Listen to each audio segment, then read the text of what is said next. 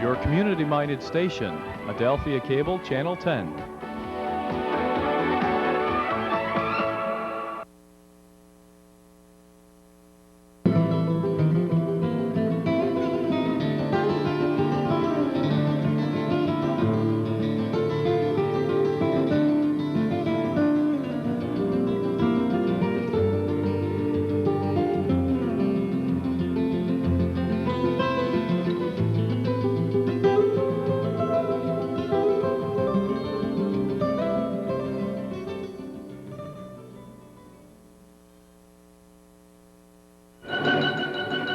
Is an exclusive presentation of the Niagara Frontier Sports Network, brought to you by Adelphia Cable Communications and Niagara Frontier Hockey.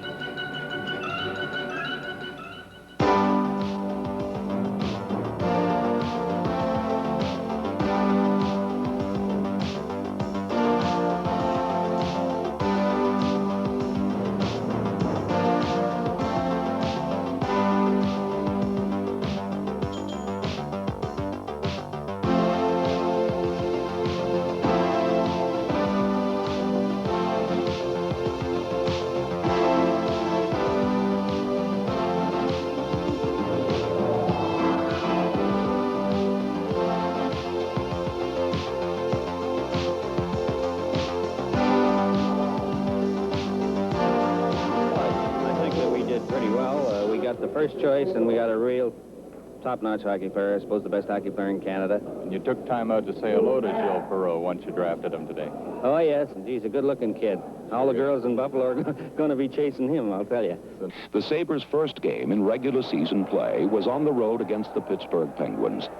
After defenseman Jim Watson scored the Sabres' first goal in National Hockey League play, the flashy Perreault scored the winning goal, giving the Sabres a surprising 2-1 debut victory against a shocked Penguins team. Getting Gilbert Perreault was very, very important because when the first time he arrived on the scene, and I think a lot of people bought season tickets at that time, and Perreault, probably in the first 2 or 3 years, he was the highlight of the whole team. Buffalo with the man advantage. They come back. Goyette trying to look for Marshall. Oh, backhand drive. Perreault's right there. He shoots and scores.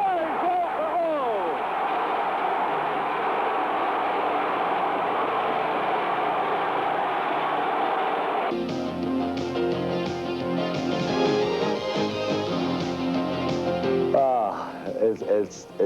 It's so undescribable. I mean, you have to see it. You can't believe that a man could actually control the puck from one end of the ice, go through 5 defenders and his own team at times because his own teammates got in his own way, and make a rush to the other end and deke the goalie and score the goal.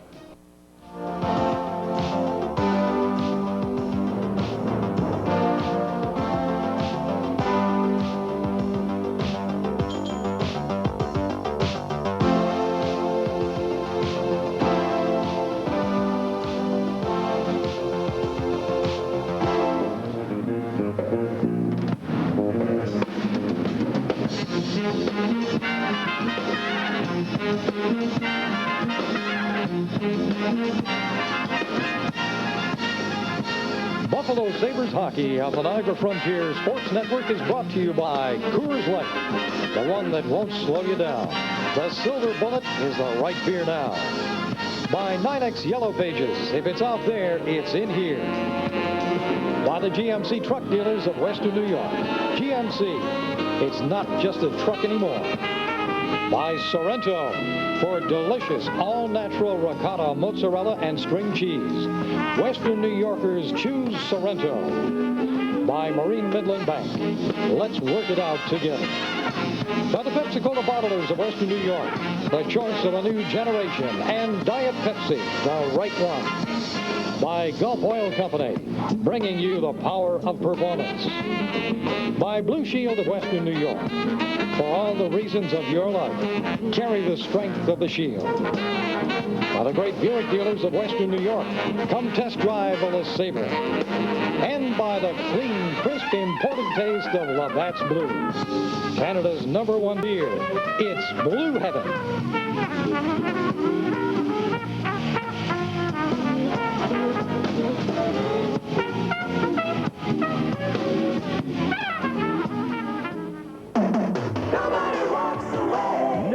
walks away from Best Dodge. Because nobody can beat the selection, the service, the quality Best Dodge offers. Lou Bertie and his staff of professionals can show you the best way to get more car for your dollar. We don't want to be the biggest, just the best. With a smile. You can't do better than Best. Best Dodge, Orchard Park Road, West Seneca.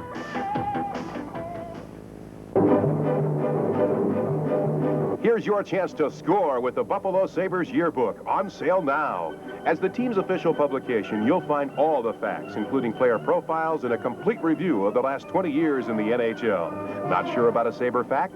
Check it out in the Buffalo Sabres Yearbook, on sale at the Odd, or send $8.75 in check or money order U.S. to Buffalo Sabres Yearbook, Memorial Auditorium, 140 Main Street, Buffalo, New York, 14202.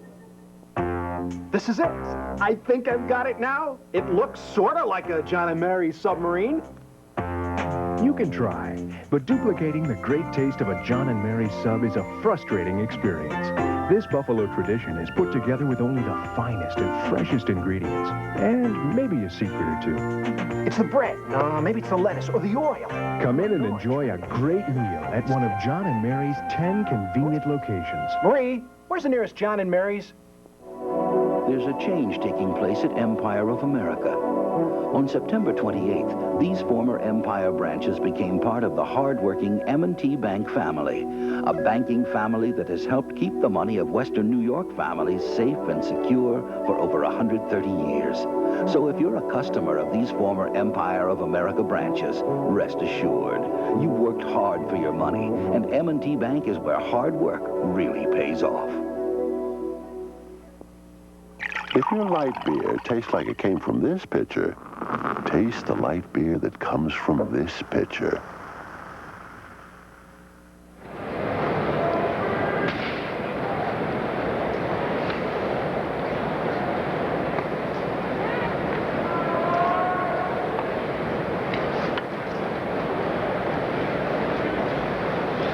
Yep.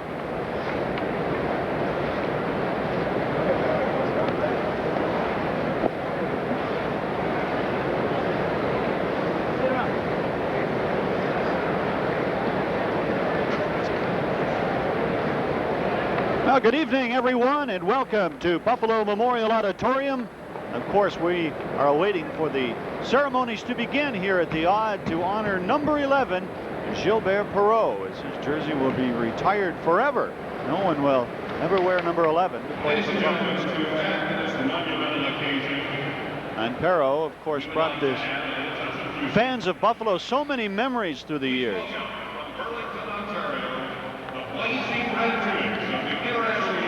Burlington Team Tour Band under the direction of Don Allen and drum majors. They have quite a ceremony planned here tonight at the Odd.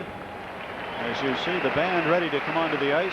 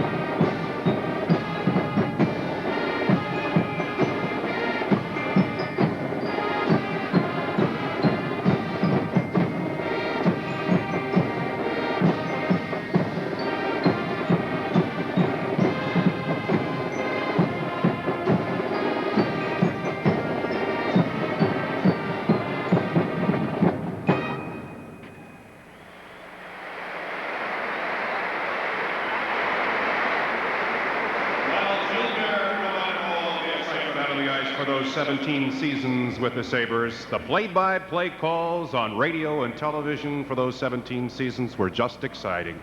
Please welcome the man behind the mic, the voice of the Buffalo Sabres, Ted Darling.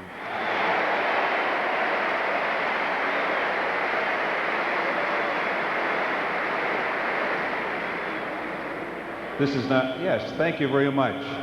I appreciate that. Hello, everybody, and welcome to Gilles Perreault's retirement party.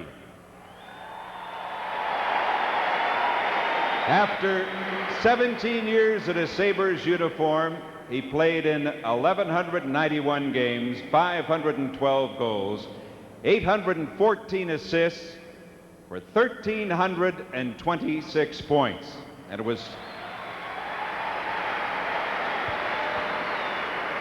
it was 20 years ago, this last Monday, that he played in his first NHL game right here at Memorial Auditorium. And I can recall calling his first goal in Pittsburgh and calling his 500th goal here at Memorial Auditorium. And one of the greatest goals that I can recall calling was in Los Angeles doing a radio game when he took the puck the length of the ice from inside the Buffalo blue line, deked 3 LA players, went over the blue line, a defenseman grabbed him by the left arm, he still had a hold of the puck with his right arm and the stick, went in, pulled out Rogie Vachon, scored his goal for his 250th career goal. And Gilbert Perreault has been one of the nicest players off the ice, and it was a treat to watch him score so many goals. So, Gilles, welcome back to Buffalo.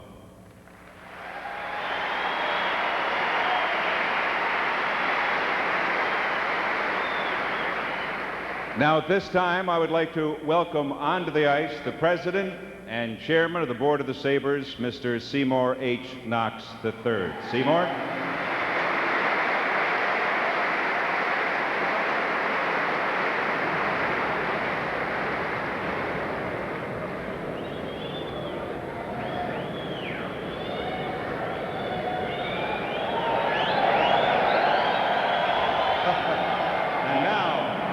Let's welcome the former president and chairman of the board, and now on the NHL's Board of Governors, Northrop Knox.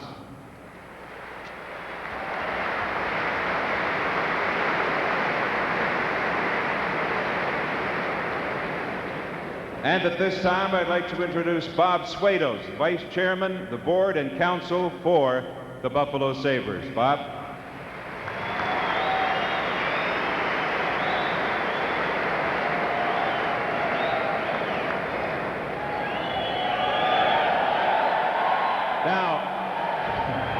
This next gentleman played with Perreault, took over the general manager's job in December of 1986.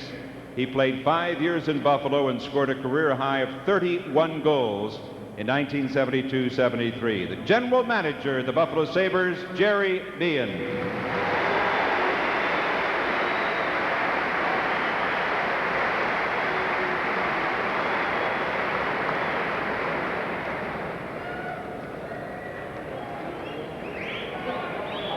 Buffalo with the man advantage. They come back. Goyette trying to look for Marshall. Oh, backhand drive. Perreault right there. Scores! Gilles Perreault has scored goal number 35 for the Buffalo Sabres to set a new National Hockey League record for goals by a rookie in one season.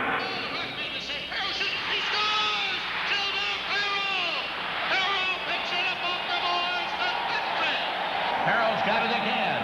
Perreault circling in his own zone. Back for Berta. Another shot. Fraser kicked it away. They score! Perreault rolls in the rebound. And it's 6-3. Here's Perreault. Perreault in front of the net. The shot. Oh! Chevrier made the save on Perreault. Right on the face.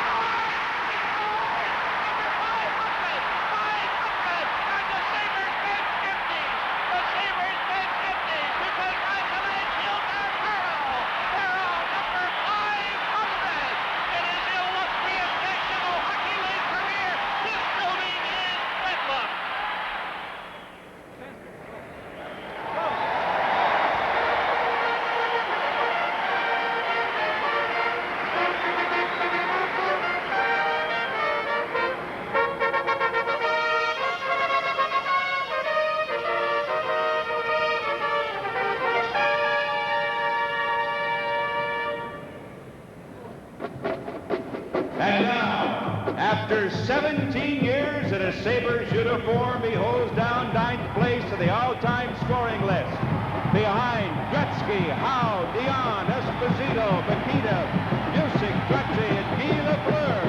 Let's welcome a man who had 10-30 goal seasons, Gilbert Perreault.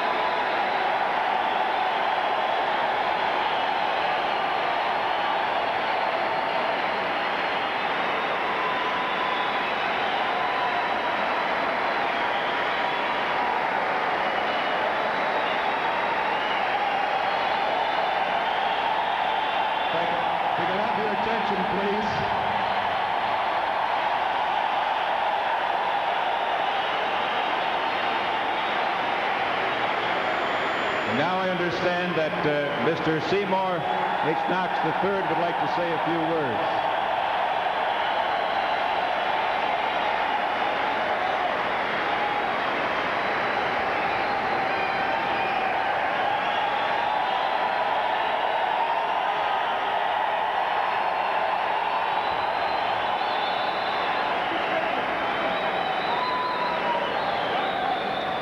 Thank you, ladies and gentlemen. That was a very heartfelt and emotional applaud and response to Gilbert Perreault, and we certainly appreciate your enthusiastic support.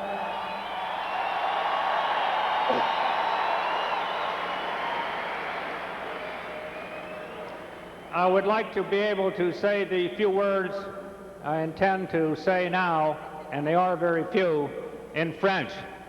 But my French is not good enough, so I'm going to do it in English, which I hope you'll understand and appreciate, and I hope that Gilbert and his family and those who are in Quebec watching this celebration tonight will appreciate it as well. My brother Norrie and I are by no means known as gamblers. However, in 1970, we gambled that Buffalo would be a great place for a National Hockey League franchise. And we won that gamble.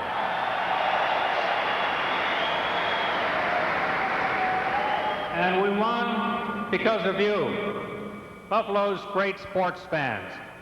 and because also of the incredible skills and excitement provided to us all by one man. With all due respect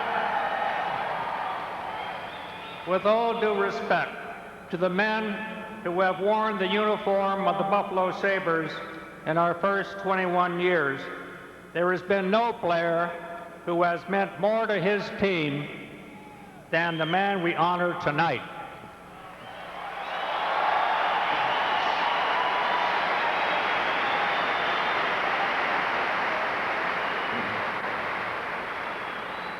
Our lucky streak began on a June day in 1970 at the Queen Elizabeth Hotel in Montreal.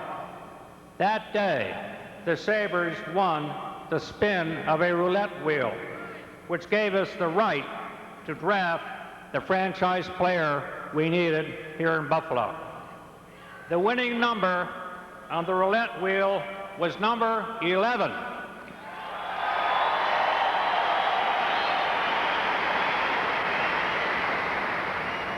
It was our lucky number then, and for the next 17 years, it remained our lucky number, as the man who wore it on his Sabres jersey made hockey history here in Buffalo.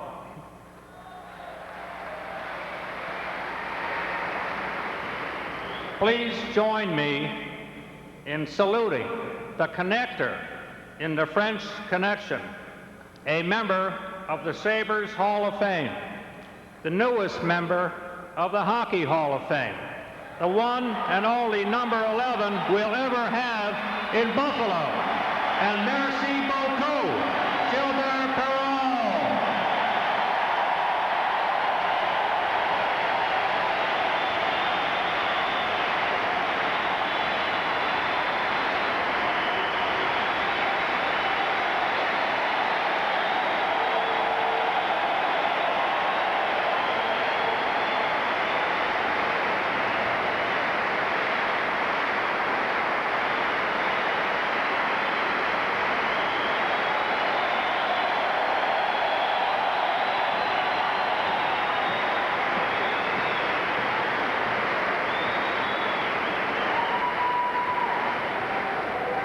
Gilbert, we would like to present to you this token of our esteem, which is something we've never given to anybody else in the Buffalo Sabres history. To you, bon chance, and merci beaucoup.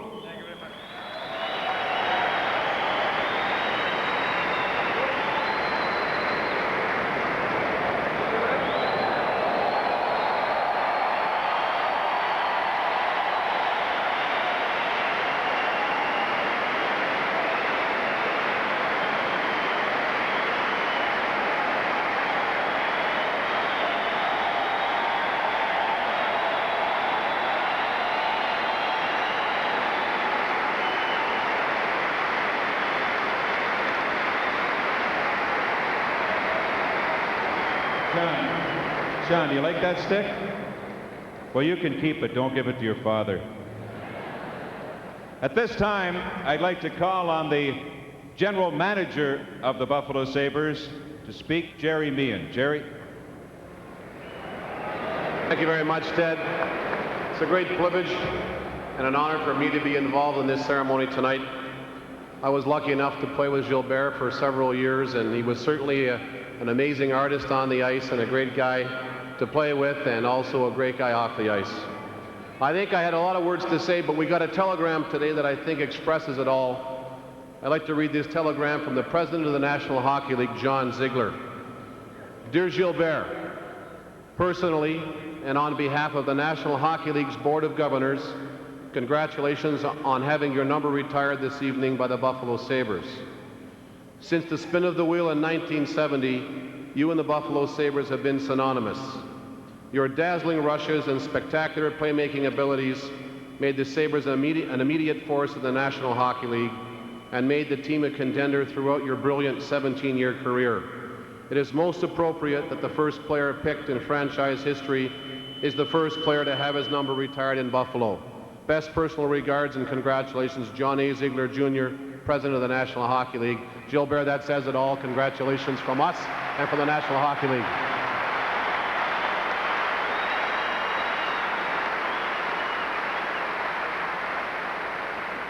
And now I'd like to call on Mike Foligno to make the Sabres players gift presentation to his old pal, Gilbert Perreault. Mike Foligno, the captain of the Buffalo Sabres.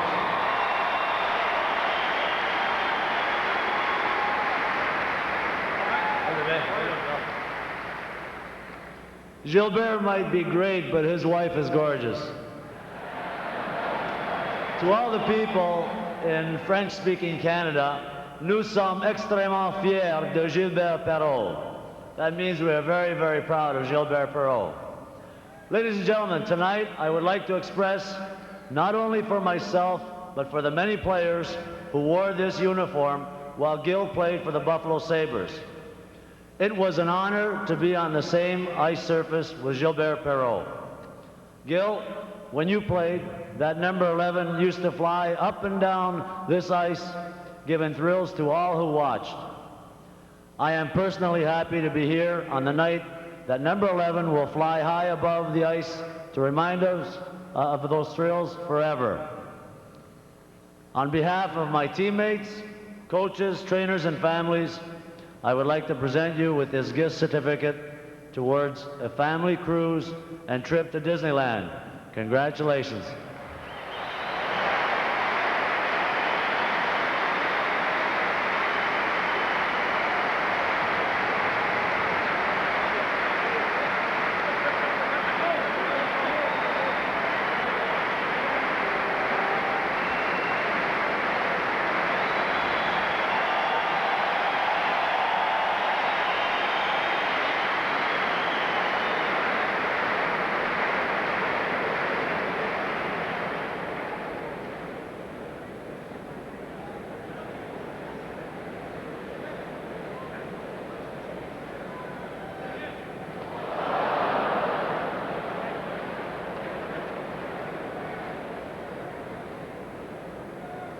Now we're going to move on with the program. This next gentleman played 14 years in the National Hockey League. He played with Chicago, Boston, Minnesota, and Buffalo, scored 616 points. From the Sabres Alumni Association, Fred Stanfield.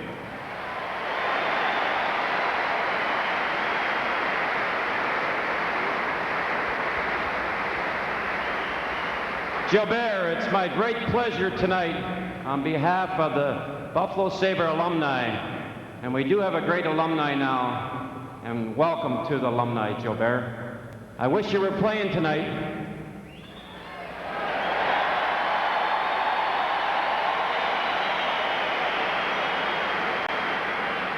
And I just wonder if that band can play You Are My Hero.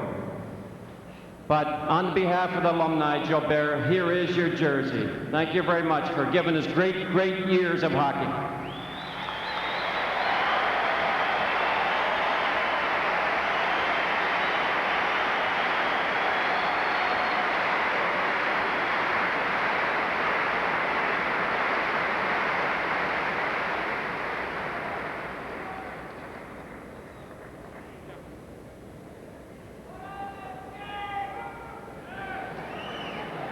And now, let's welcome from the Montreal Canadiens, going into his 9th year with the Habs, and to make a special presentation to Gilles Perreault, Guy Carbonneau.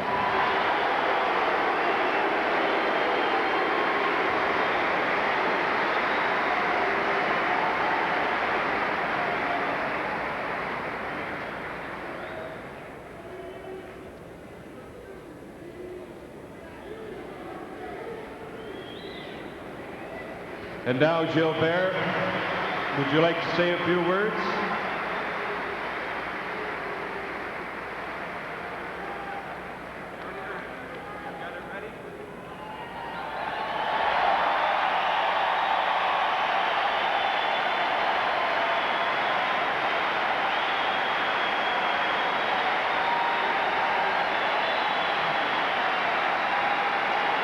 Thank you very much, Buffalo. Thanks. Mr. Knox, thank you very much for those kind words. Really nice. I would like to thank the crowd here for the beautiful ovation. It's nice to be back in Buffalo.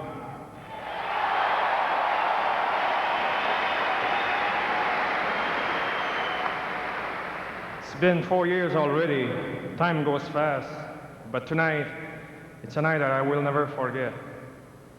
Having number 11 retire, it's a great prestige and a great honor that a hockey player should very be proud of. And I am. Not only proud for this beautiful event, but having been part for 17 years of a first-class organization like the Sabres.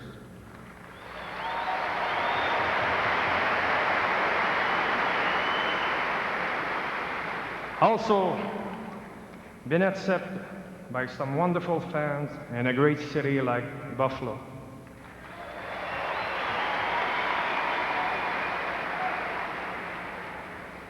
I had a beautiful career in Buffalo and with the Sabres, and they sure were a great part of it.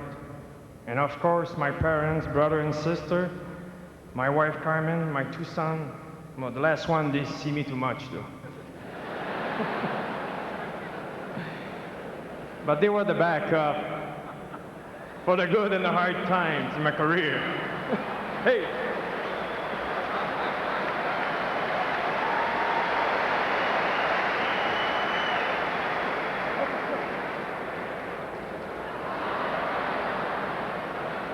You know, they say men need a leader. Well, you are the leader of Gilles Perreault. Thank you very much for your support through all the years. When I look to the jersey, you know, I feel the luckiest person in the world. I didn't do it alone.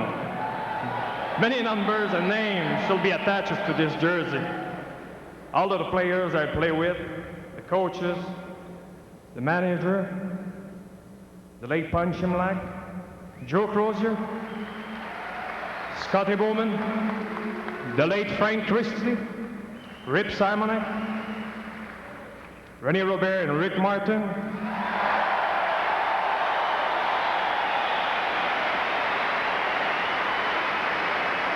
of course, for the 500 goals, Mike Foligno and Bill Hyde, the assist on that goal.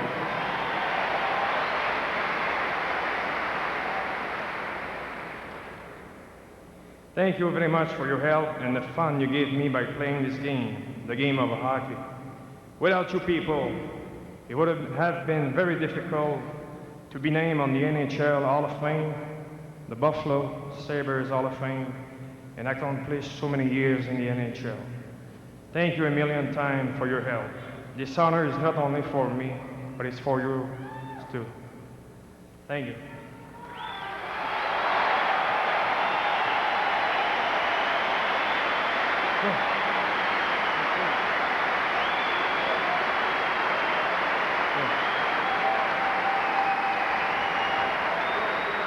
You know, there's sometimes people who forget, but you know, they're sitting up there every game, and I know I didn't have any problem with them during 17 years, but as far as I am concerned, you know, they're great guys, and since 1970, the member of the press, they were behind me all the time, and maybe once in a while I had it bad, though, maybe. But most of the time it was good. Ladies and gentlemen of the press, I salute you and thank you for everything and your good understanding.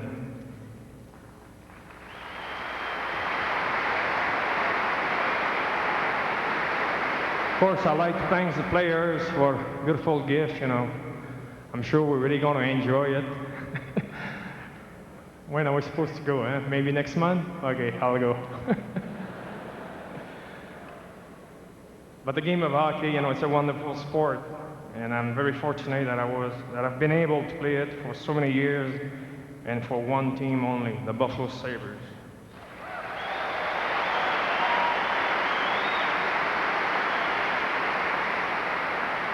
You know, when I was there, you know, there was that commercial, and always say, just like the commercial say, talking proud of Buffalo. Well, I'm very proud of this city, and I'm very proud of the Buffalo Sabres organization. Again, Mr. Knox, thank you very much for this beautiful night in my honor, and thank you, Buffalo, for being so good to me. Good night, and God bless you.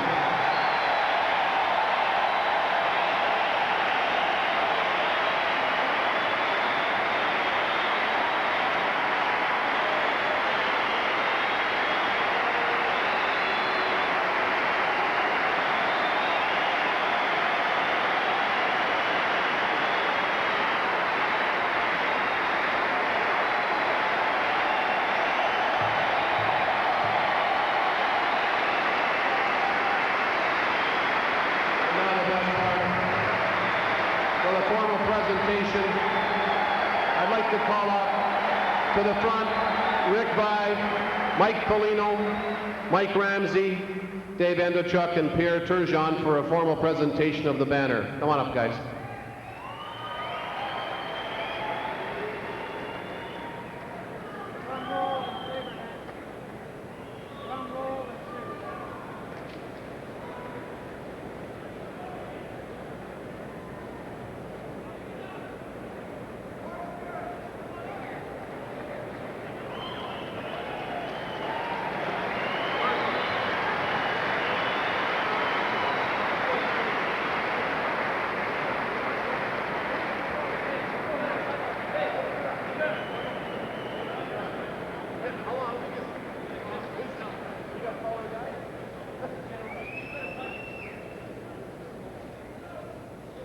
Now the 6 players are going to open it up. They're taking it down to the far end of the building here, and they will raise it high to the rafters.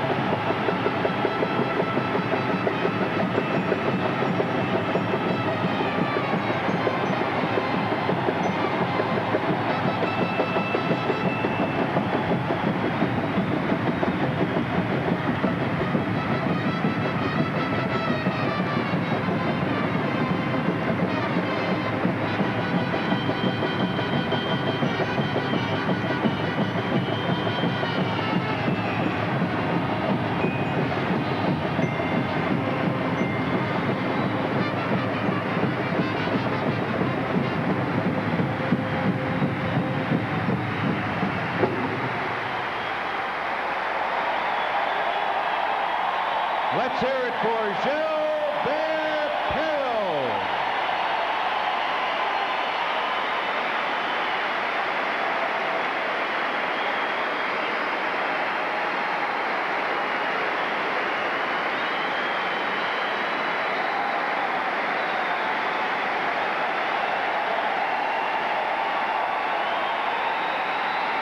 And now, let's welcome onto the ice the Montreal Canadiens.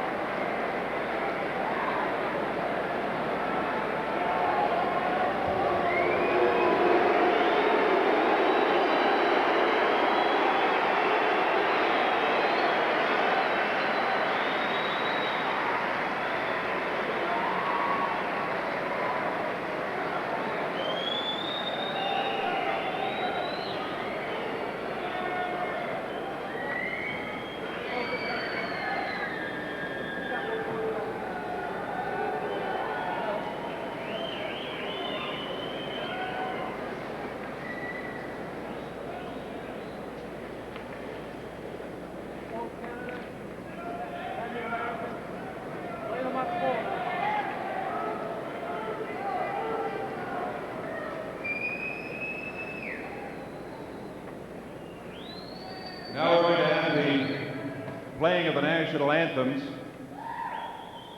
Unfortunately, Roseanne Barr could not be here tonight to sing it for you. Here's one of the top bands in Ontario from the Hamilton area, the Burlington Teen Tour Band, to play the national anthems. Thank you.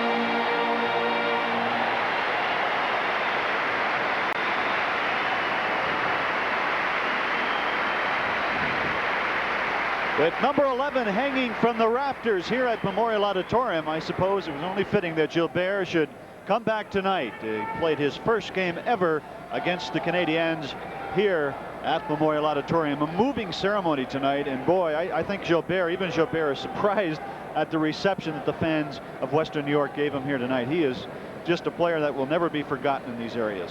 Well, tonight it's the Sabres and the Montreal Canadiens. Let's go down to Mike Robitaille, and he'll tell you about two players to watch for tonight. One of the big matchups, of course, is Pierre Turgeon and Carbonneau. And Turgeon is going to have to learn to play hockey, although he's being checked by one of the best. And believe me, you're looking at Carbonneau right now. He is one of the best defensive hockey players in the National Hockey League. Many players and also people in management feel that Turgeon can be one of the best offensive players in the NHL. But here's what he has to live with right here. Here's some checking from the expert, Carbonneau. He has to learn to overcome Carbonneau and his good defensive play. Now, he does a little bit of defensive work himself right here with Carbonneau along the boards. Now, watch here.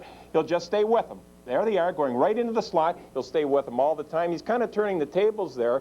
And eventually, you'll see Buffalo with an opportunity to finally break free. And I'm talking about Turgeon breaking free from Carbonneau, which doesn't happen very often. But it finally does happen here. And if you just keep on driving and driving all night long, you'll eventually have those offensive opportunities.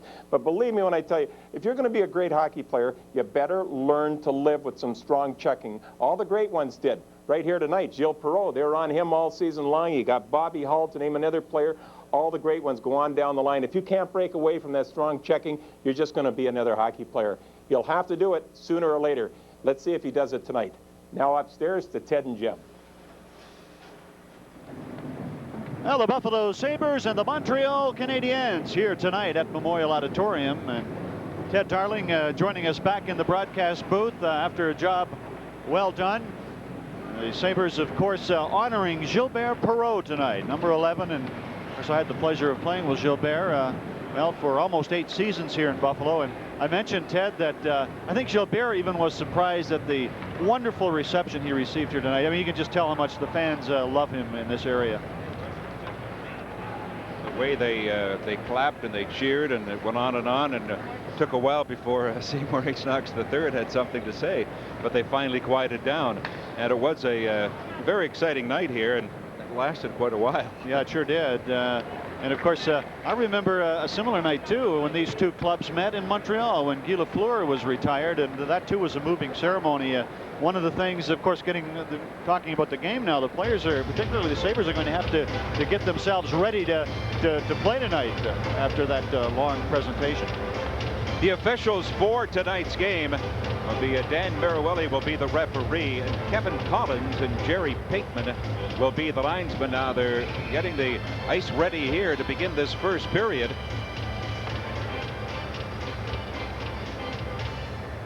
And this has been brought to you by Heidi's Tuxedos, the officials for tonight's game. Now starting in goal for the teams tonight, brought to you by Labatt's Blue. It's Blue Heaven. It'll be Patrick Waugh starting in goal for the Montreal Canadiens. He's won 3, lost 2, and tied 1 with a 3.13 goals against average, playing at his 7th game. The other end of the ice surface, it'll be in goal Darren Pupa for the Buffalo Sabres. Pupa with a 4.11 goals against average. He has lost 2 and tied 2.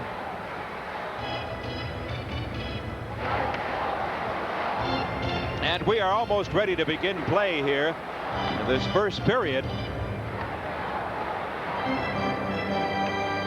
Not in the lineup tonight for Buffalo: Ledyard, Jay Wells, Mikko Makala, and Alexander Mogilny. It'll be Darcy Loan on the left side with Howard Chuck at center and 5 on the right wing. That's one of the things the Sabres, Rick Dudley, the coach of the team, has been doing, is trying to find different combinations. And again, Howard Chuck now centering for Loan, and as you mentioned, 5. And play is underway. The puck comes to Courtney, dropped to the back, gives it to Swoboda. He'll move to center, sends it into the Buffalo zone. It's kicked away. Right back with it comes Brown. Tried to give it to 5, but it's off the boards into the Montreal zone. McPhee clears it. Brown attempted to keep it in, and it's tipped away by Scrutland. Here they come back in over the Buffalo blue line. McPhee gets it back to drive, and Pupa makes the pad save by Diddick. There's another drive, another shot, and that's blocked. Another drive, he scores! Scrutland! And the Canadiens have taken a 1-0 lead. Some poor defensive play by the Buffalo Sabres deep in their own zone. Well, it sure was some awful defensive play by Buffalo. Darren Pupa coming up with a couple of excellent saves. You see one of them right here as he comes out to challenge. There's another shot that bounced off what looked like the defenseman, and Scrutland is open by himself in the slot. Pupa out of position as the puck, boy, that was caromed perfectly to Brian Scrutland, and he drilled it into the empty net. The Canadiens take a 1-0 lead before the game is 30 seconds old. Actually, I beg your pardon, we played 34 seconds. And it's 1-0 Montreal. And Scrutland gets his 5th goal of the season in 7 games.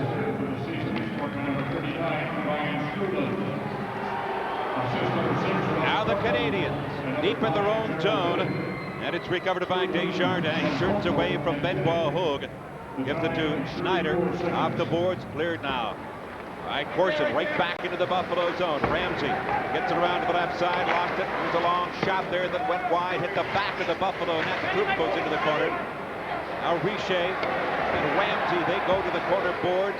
Hogue is there, along with LeBeau. Now Hogue goes to the corner. It's kept in by the Canadiens, recovered by Benoit Hogue. Here's his pass to Tucker.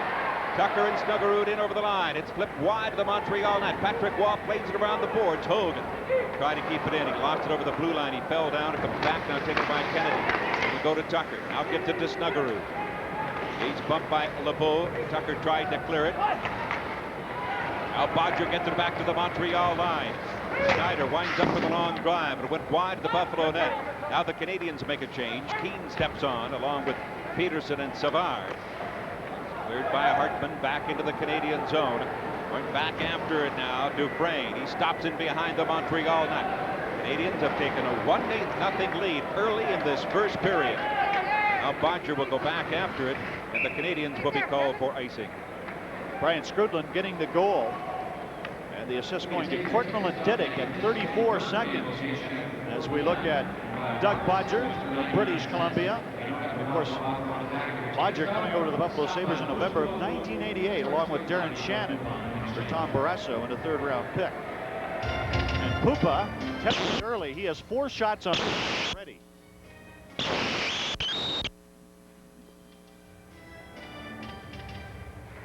Face off in the Canadian zone to the left. It'll be Ruutu. Now comes back, quick shot by Hartman. Now Dufresne. He cleared it, and the Canadiens start to come back. Broken up by Bodger at the Buffalo blue line. Now cleared by Hartman into the Canadian zone. Dufresne in behind the net. He'll work it to the right side to Keane. He'll tip it to center. Recovered by Kennedy. Fires it off the boards back into the Canadian zone. Now LeFay. Keane's pass. At center, knocked back to Keane and over the... Oh, good move there with the drive. And that's deflected. It went off the glass and behind the Buffalo net. Now recovered by Kennedy. Here's Kennedy. Oh, he just flipped it into the penalty box area on the far side. Doug Bodger is one of the best one-on-one players in the National Hockey League. You're watching Sabres hockey in the Niagara Frontier Sports Network.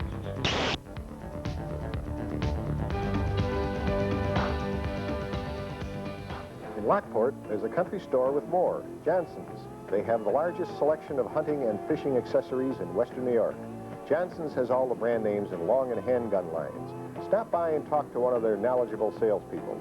Jansen's carries the latest in high-quality, durable clothing for when only the right gear will do. Jansen's has it all, even a gift store stocked with a variety of candies to lure the kid in all of us. Jansen's, the country store with more, 6221 Robinson Road, Lockport. Canadiens lead 1-0. Here's Turgeon getting up behind the net now to Foligno. Foligno trying to work it in front. It was blocked by Patrick Waugh. And the Canadiens come right back at center. Gilchrist slapped that one off the boards into the Buffalo zone. Waiting for it is Ramsey, deflected by Turgeon to center. Swoboda backs up to his blown blue line. Now gives it to Diddy. He'll clear it into the Buffalo zone. Behind the net, Pupa will leave it. Now Ramsey round to the far side, taken by Foligno. He gives it to Snuggerud at center into the Montreal zone with a long shot. Patrick Waugh goes down on both knees to make the save. He holds on. You got that scoring update, Jim? Well, Brian Skrudland opened the scoring from Courtnall and Diddick at 34 seconds. And watching Patrick Waugh, Ted, it was really not necessary for him to even go down on that shot. As you see, I think it hit him just up in the knee area. But he looks not too sure of himself here in the early going. Sabres have managed only 2 shots on goal. And Rick Dudley, I doubt if he's surprised by the way his team started. After all the emotion that was involved with the Gilbert Perreault ceremony, sometimes it's tough if you're a player to get your mind in the game. Face-off will be in the Canadian zone now with Howard Chuck at center and Rachuk and 5 on the wing.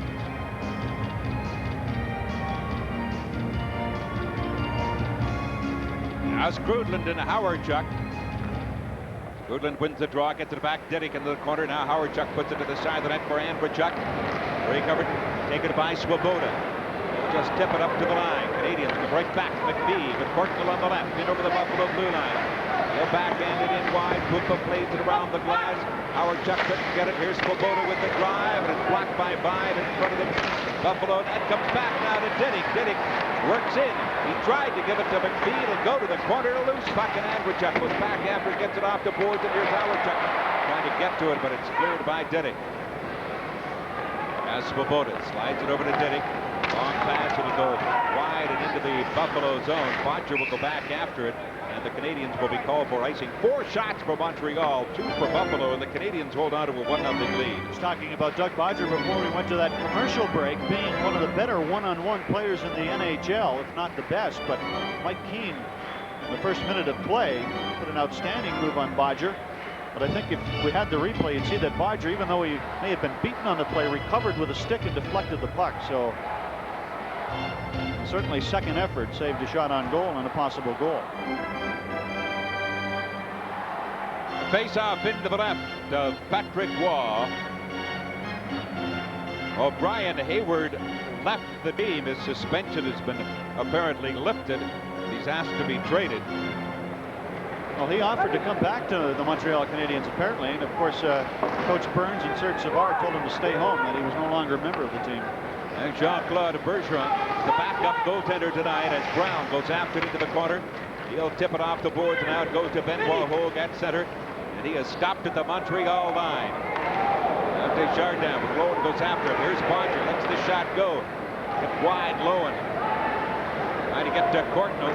He was stopped. Now Benoit Hogue keeping it in. A bouncing puck in front. It's tipped away and recovered by Courtnall. Now the pass over to Scruton. He lost it. Here's Bodger with it.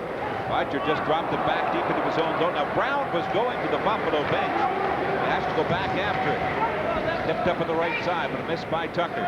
Here's Tucker. Gets it in over the line. Tucker looking, lets the shot go. Put it through the goal crease. Back it comes now to Shannon. He is stopped. And here comes Savard. And he is stopped there by Ramsey. Shannon gets it back. Now it'll go to Krupp. Here's the pass broken up, kept in. Now recovered by Krupp. He comes back at center. He steps in over the Montreal line, backhanding it wide. The Canadiens lead 1-0.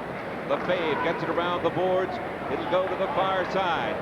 Now back with it comes Peterson. And he's stopped. Now Shannon giving it to Krupp.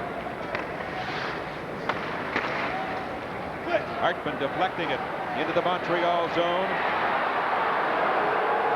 Now Lefebvre. Here they come. Peterson winds up, takes the shot, gets it over the line. Has Keane with him. He's checked from behind, and it's cleared in behind the Buffalo net. Pupo left it there. Ramsey gives it to Krupp. It'll come to Hartman. 14-12 left in the first period. Pass went too far for Rutu, and Rutu goes directly to the Buffalo bench. Here's Krupp. He sends it off the boards and back into the Canadian zone. Swoboda will go back to touch it. Buffalo with a call for icing. Well, Hartman just wall up Denny Savard as Savard was heading to the bench with a slash, and that all started because Hartman went after another member of the Canadiens inside the blue line, and as Hartman and Savard skated to the bench, Hartman just whacked Savard with a stick. You're watching Sabres hockey on the Niagara Frontier Sports Network.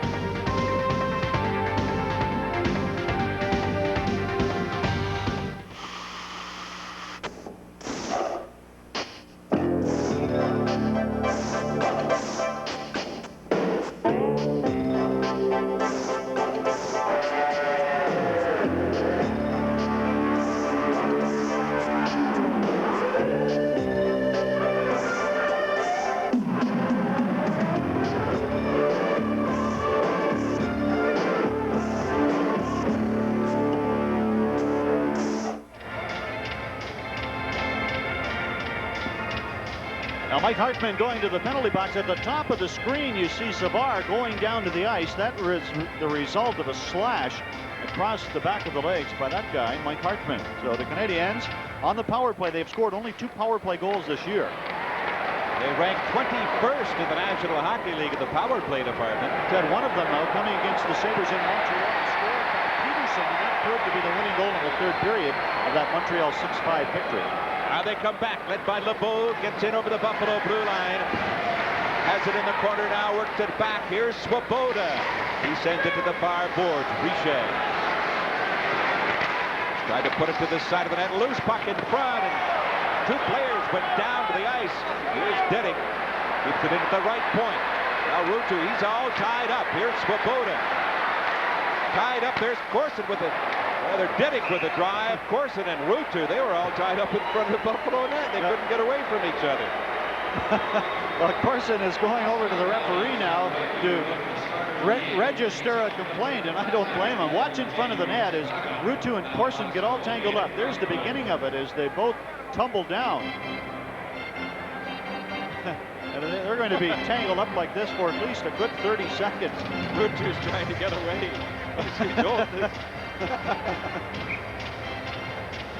Well, the Canadiens with 5 shots on goal, the Buffalo Sabres with 2. Montreal scoring first to lead at 1-0.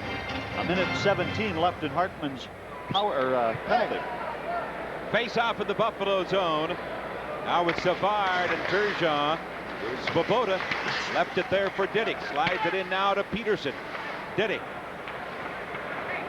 Out comes, recovered by Kennedy, and he'll quickly get it back into the Montreal zone. Swoboda goes back after it. Now slides it ahead to Savard. Here's the pass. Over to Peterson. Now it comes back to the blue line. Swoboda along the line, giving it to Diddick. It'll go to the far side, and it looks like there's going to be another penalty coming to Buffalo. Now the referee, Dan Merriwelli, is calling a cross-checking call. That'll put the Canadiens with a two-man advantage for 42 seconds. You know, Doug Bodger, I believe, going to the penalty box. That happened in front of Darren Pupa. And you saw the signal for cross-checking. And the Canadiens doing a smart thing. They knew that a penalty was coming up, so they just gave the puck to Buffalo. And so we have a whistle. Watch in front of the net on the replay as Bodger goes 2 minutes for cross-checking.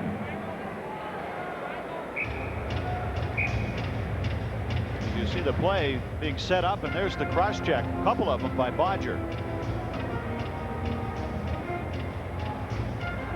So the Canadiens with a 1-0 lead, 12:41 remaining here in the first period. And a look at Denis Savard, 2 goals and 3 assists in 6 games for Montreal. And Montreal with a 2-man advantage for 42 seconds. Play is underway. Snuggerud trying to get to it. Along the boards, it comes back now to the point. Taken by Desjardins. Now they will set it up. There's a long drive there, went wide. Savard couldn't get it. Swoboda. Now 28 seconds left. The first penalty to Hartman. Here's Savard. Let's drive go, but his pass hit the skate of Kruk. Now Savard. He's in front of the net. It comes over. Now there's a drive, and Pupa makes the save. They score! A 2-0 lead for Montreal with a 2-man advantage. And the Sabres find themselves in a deep hole here. Well, it was Mike Keane who picked up the rebound. Another outstanding stop by Pupa. As you see the puck bounce off him, and then he's unable to control the rebound. I believe that was Keane who poked it in. Here's the stop by Pupa, and Keane on the doorstep. Looked like he picked it out of the air, and the Canadiens go up by 2-0. Pupa making the initial save, but not getting any help then on the rebounds.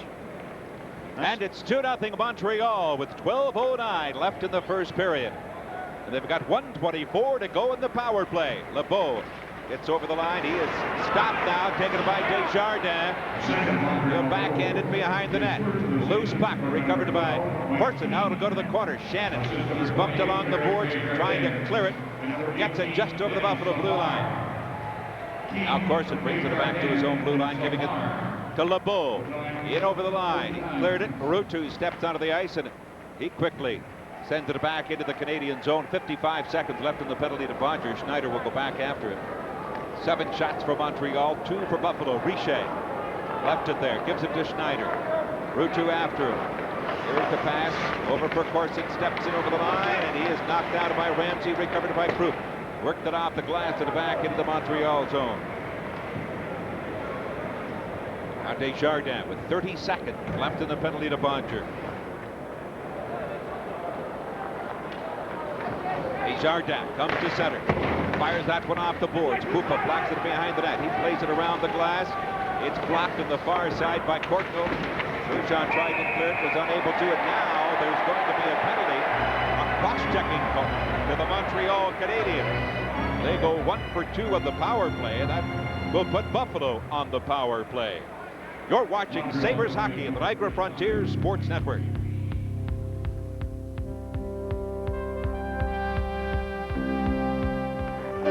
Are you one of those people who said, but American quality matches the imports? I'll buy American. I was. I shopped and compared the new 91 Buick Regal sedan. It's tight, great styling, big passenger comfort, a 3800 engine with a lot more zip than any Honda. With the kind of quality Buick's building, you can stick a fork in me. I'm done spending money on imports. It's a Regal revolution. Regal at your Western New York Buick dealer now. 14 seconds. Buffalo will go to the power play. Mike McPhee is gone for cross-checking. They face off the Buffalo blue line. Taken by Turgeon. He dropped it back in. Now it comes to Kennedy. Ahead it comes to Howardchuk. He flipped it back. Now Howardchuk takes over. Gives it to Kennedy. Kennedy has a little trouble with it. Now recovered by Bill Holder. Picked up from Washington in that deal with Sean Anderson. Here comes Turgeon in over the Montreal blue line. Turgeon. Now they'll try to set it up. Turgeon lets the shot go. It deflects off his stick over the glass and into the crowd.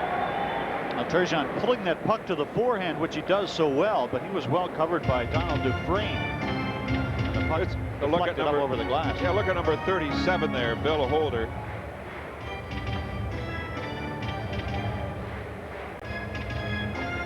Now Turgeon, as you can see, being bothered from behind, and he will pull the puck to the forehand and let the shot go, but it's deflected up over the glass right there.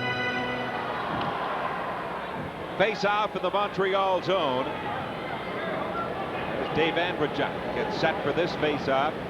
It's 10:25 left in the first period. Sabres ranked 17th in the National Hockey League in the power play department. Andrejchuk and Carboneau. Here it comes back now to Holder. He gives it to Bodger. Here's Bodger now. Back to Holder with the drive. Right on. Patrick Waugh got the left hand on it. Five was knocked down. Now taken by Howardchuk. Gets it back to Bodger. Here's Andrejchuk drive, and it did not get through. It hit Lefebvre. Picked off by Keane, and he sends it off the glass to the back into the Buffalo zone with 1:11 remaining in the Buffalo power play. Five had some words for Perreault as he was cross-checked down in front of the Montreal net. Now Howardchuk. He cleared it. It's intercepted. Right back to Howardchuk. Howardchuk giving it to Bodger. Bodger now back to Howardchuk at center. Here's his pass now to Andrejchuk. Now they will set it up. Here's a pass to Howardchuk.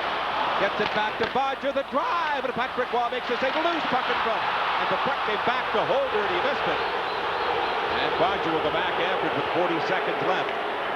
Here it comes to Andrejchuk. Slide to the head to Howardchuk. Now into the Montreal zone, back to Vive. He sends it back to Bodger. It'll come back around to the far side. Holder comes in on the play. It'll go back in behind the net. The loose puck recovered by Skrudland. Holder keeps it in at the right point. Winds up, lets the shot go. Patrick Waugh makes the save and the screen shot. 17 seconds left in the Buffalo power play. Now Andrejchuk and Lefebvre mixing it up momentarily. Lefebvre has really been going to work in front of the net, and Vive is bent over. It appears that he is hurt, and finally Perreault is going to give Lefebvre a penalty. Now, he got away with at least 3 or 4 solid cross checks before that one was called. But Vive, it's his job to stand in front of Patrick Waugh and take the abuse. Now he's gesturing to the Montreal bench. 17 seconds remaining in McPhee's penalty. Let's see if we can pick up the action in front of the net. You see the cross check from behind by Lefebvre. Well, that puts Buffalo on the power play for 17 seconds, a 2-man advantage. There you see the mix-up in front of the Montreal net. Well, the one he got called for was nothing compared to the other ones he laid on Vive. John Tucker, Turgeon, Rutu, Holder, and Bodger. The Canadiens recover the face-off and clear it back into the Buffalo zone. 11 seconds left for 2-man advantage. Holder left it there. Bodger will bring it back up the ice into the Montreal zone. Steps it over the line. Goes to the corner. Now tries to set it up. Gets it back now to Turgeon. Here it comes to Holder. Winds up with the shot, and that's deflected. Off his stick and over the glass into the crowd. And now the Sabres have a 1-man advantage. One thing about Bill Holder, Ted, he likes to shoot the puck.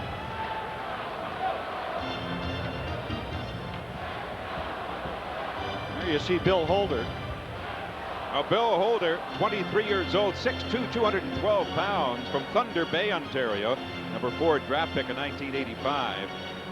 Played 41 games last year for Washington. 1 goal, 11 assists. Matter of fact, he got the tying goal against Calgary with 5 seconds left.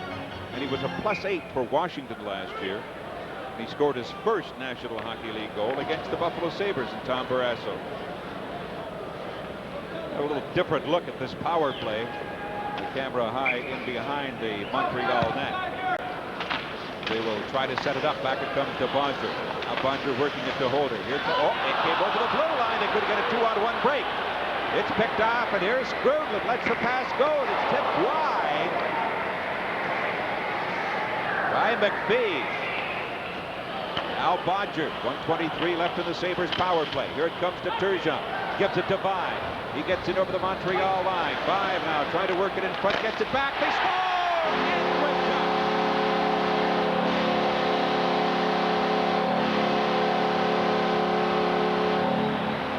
Power play goal for Buffalo. What a sensational play by Rick Vaive along the boards. Watch him outmuscle Swoboda and then make a perfect pass in front to Andreychuk. Andreychuk, with that quick release, beats the Montreal goaltender. But an outstanding play by Vaive along the boards.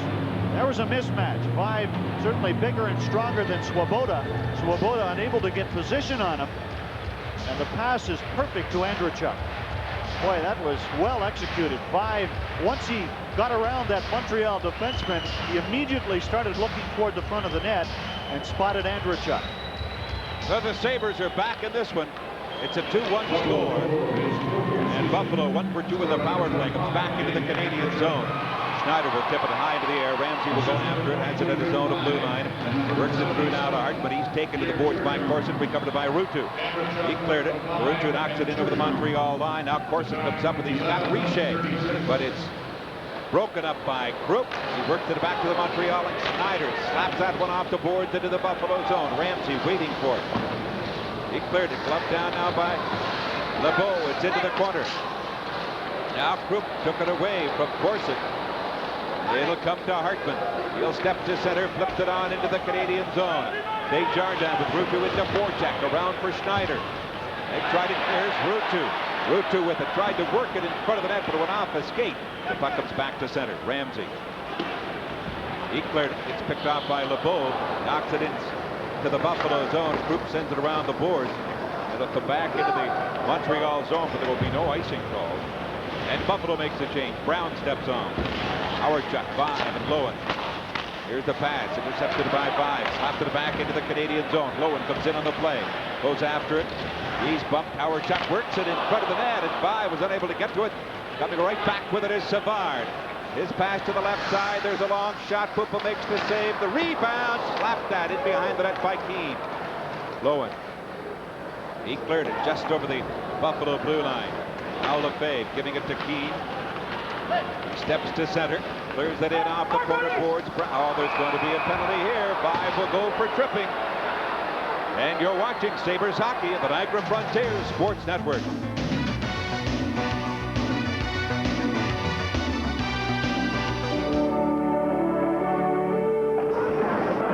Now how am I going to get there? It'll be great to see the guys again. I wonder if they'll all show. Gotta get there. I'm trying to make my way back to the Brackendale River. Friends deserve the best. This is great. They all showed up. The crisp, clean taste of Canada's best beer, Labatt's Blue. What took you so long? I had a little car trouble. Between friends, it's true blue. Labatt's Blue. Rick Vaive in the penalty box, and the Canadiens will go on their third power play. Watch the left part of your screen. This is a bad penalty. This is, or you do not want to take a player down like that. If you're able to, or if you're a step in front of them, that's when you want to sort of screen them off or interfere with them, but you cannot pull down from behind like that. Canadians go to the power play. Swoboda working it to the far boards, giving it to Savard. Now it goes back into Keane. Keane checked by Ramsey. Krupp comes up. Oh, he just fired that one over the glass and into the crowd. The Canadiens with Denny Savard at center. Then they have Mark Peterson on one side and Mike Keane on the other side. As we look at Yui Krupp. Last season, 3 goals, 20 assists for 23 points. Here's a guy, though, Ted, Krupp, of course, when he turned professional, went down to Rochester for a season and really developed himself. He, I think, has worked himself to the National Hockey League. He's always been a hard worker. He knew that he needed to readjust to the North American style. Went to Rochester and did that under coach Sean Van Boxmeer, and has really turned out to be an excellent defenseman. Face off in the Buffalo zone. Canadians in the power play. Swoboda back at the blue line, giving it now to Lefebvre. He sends it in wide of the net. Keane trying to get it back to Peterson. Peterson looking. Works it. Here's Lefebvre. Now for Peterson. Peterson winds up with the drive, and it's deflected, and that one hit Krupp. I don't know where it got. Uwe Krupp. I think it might have hit him in the helmet. Let's hope so. I could hear that up here. Oh, the trainer, Jim Pizzatelli. Now, obviously, he got part of the helmet, but also a lot of his forehead or his nose, but a point-blank shot that Peterson let go. Jim Pizzatelli out there attending to Uwe Krupp. It looks like it got him in the forehead. He's going to leave the ice and get some stitches. And here's the shot, and that puck is deflected, and you see it glance off the helmet or the forehead of Uwe Krupp. Wow. I still cringe, Ted. And of course, I was one of the guys who didn't wear a helmet at one time. Yeah, you're right. When they had the slap shots? Oh, yeah. 1:30 left in the penalty to Rick 5. I'm not that old, you know. I mean, I did play when the slap shot was in vogue. Maybe you played when they never heard of a slap shot. Oh boy, Boom Boom Jeffrey, he brought that slap shot into the National Hockey League. And of course, the curved sticks. I guess Stan Mikita was one of the guys most responsible for putting the curve in the stick. Face off of the Buffalo zone. Now Keane gets it back to Lefebvre. Here's Keane. Right back to Lefebvre. Here's Swoboda.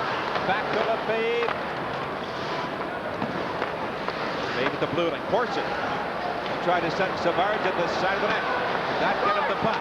1:09 left in the power play. And Savard tried to knock it down. Couldn't. Here's Swoboda. Now clears it back into the corner. Recovered by Keane. Kennedy fell down. He gets up. Now he's after Savard. Gonna come back to Swoboda. Savard. Now Keane mixing it up with Ramsey in front of the Buffalo net. Here's the long drive, deflected and cleared by Kennedy, and he gets it back over the blue line, recovered by Snuggerud. Now Savard, right back into the Buffalo zone. 40 seconds left. Here's a pass in front. Loose puck knocked away to the boards. Now 33 seconds remaining of the Montreal power play. Bodger trying to get to it. Now recovered by Corson. He's bumped into the boards. It'll come now to Turgeon, and he just flipped it off to left. Between boards and back into the Montreal zone. Yeah, this is just outstanding penalty killing by Buffalo. They're just attacking the puck, and they're making the Canadiens move the puck and keeping it to the outside. Now back they come again. McPhee goes into the corner, flipped it back in behind the net. Brown, the loose puck, and now Shannon. He will clear it, and it bounces back over the Buffalo blue line. 5 steps under the ice, and the Canadiens go 1 for 3 in the power play. 2-1, Montreal leading, 4:37 remaining.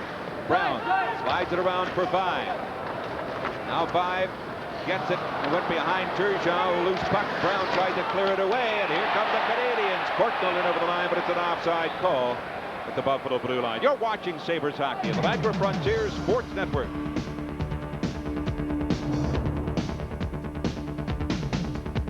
So many trucks. So many trucks means so much variety. Right now at your Western New York GMC truck dealer. If you thought GMC trucks were just tough pickups, think again. We've got family vans, sport utility vehicles, and more. Check out the Sierra, the Safari van, the new Sonoma, the S15 Jimmys, and the family-size Suburban. Hurry to your nearby Western New York GMC truck dealer today. With so many trucks, there's so little time. Look at Greg Brown, the rookie for the Buffalo Sabres. 22 years old. Face-off over the Buffalo blue line. Comes back now to Brown, taken by Bodger. Bodger ahead for Darcy Lohan. Slaps it on into the Montreal zone. The Canadiens go 1 for 3 in the power play. Buffalo 1 for 2. It's kept in there. Tucker sends it back into behind the Montreal net. Schneider watched by Tucker. Now Schneider turns away. Tucker goes after him. Works it off the board. They try to keep it, and Tucker will go to the far side, gets it now to Darcy Lohan. Unable to get back to the puck was Ben Hogan. Here comes Courtnall in over the Buffalo blue line. His pass to the far side. Tucker gets it, clears it up to the line. Here comes dead ball. Hogue in over the line. Hogue getting it in goal. Gets it back to Lowen, and Lowen couldn't get a stick on the puck. Now recovered by Ramsey. Fires it back into the Canadian zone. Buffalo making a change. 5 steps on with the Howard Chuck and Hartman. John Tucker made an outstanding play in the Montreal Canadiens zone just moments before sending Hogue away. He made another fine play in the Buffalo zone to break that 2-on-1 down the ice. Now it's clear, but it's kept in. It's an offside call at the Buffalo blue line. 2-1 Montreal. You're watching Sabres hockey on the Niagara Frontier Sports Network.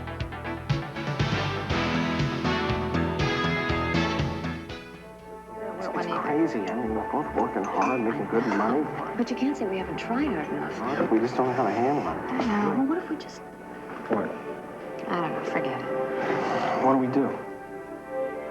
2 careers building 1 future. Marine Midland Professionals and a Marine Extra account can help you get there. Well, I gotta get back. Yeah, me too. Look at us. The Marine Extra account from Marine Midland. Let's work it out together.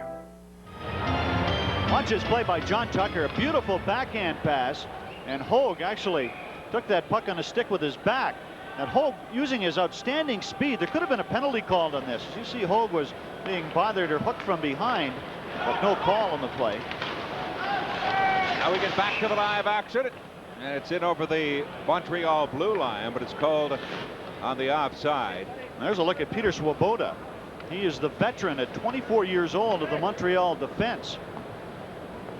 And that's one thing, you know, talking to, of course, people from Montreal. Sure, they miss Chelios and back there to anchor the defense. But what about Matt Snaslin and Bobby Smith? Even though perhaps they did not have the big years last year, they are true professional hockey players. And just their presence in the lineup, Ted, I think meant a lot to Montreal, and they haven't had that this year. Wonder how that's going to wear on the club as the season goes along. There, Bobby Smith, he went on back to Minnesota. He played there originally before being picked up in a trade with Montreal. And Aslan is over in Europe playing. Now Diddick slides it through at center, cleared by Ramsey. Foligno, he put Diddick into the boards. Now Richer comes back, dumps it into the Buffalo zone. Holder will go in after it, clearing it. Outside of the stick of Carbonneau with the pass to the goal crease. Loose puck, and it's recovered and taken by Turgeon. He stopped it behind the Buffalo net. Being chased there by Carbonneau. Now it comes the Holder. He knocked it to center. That's broken up by Foligno. Foligno, his pass intercepted by Gilchrist. He takes over with 2:32 left in the first period. And Diddick sent it back. Oh, Ramsey, did he nail Gilchrist just over the Buffalo blue line. Now Foligno. Front of his own net, dropped to the back, gives it to Ramsey. Now the pass for Foligno, stopped there by Keane. They bump at center. Both of them go down to the ice. Now Keane steps in over the Buffalo blue line. Keane winds up with the drive. And cleared by Pupa. Deflected over the glass and into the crowd with 2:05 to go. Look at Darren Pupa. Last year, 56 games. He won 31, lost 16, and tied 6.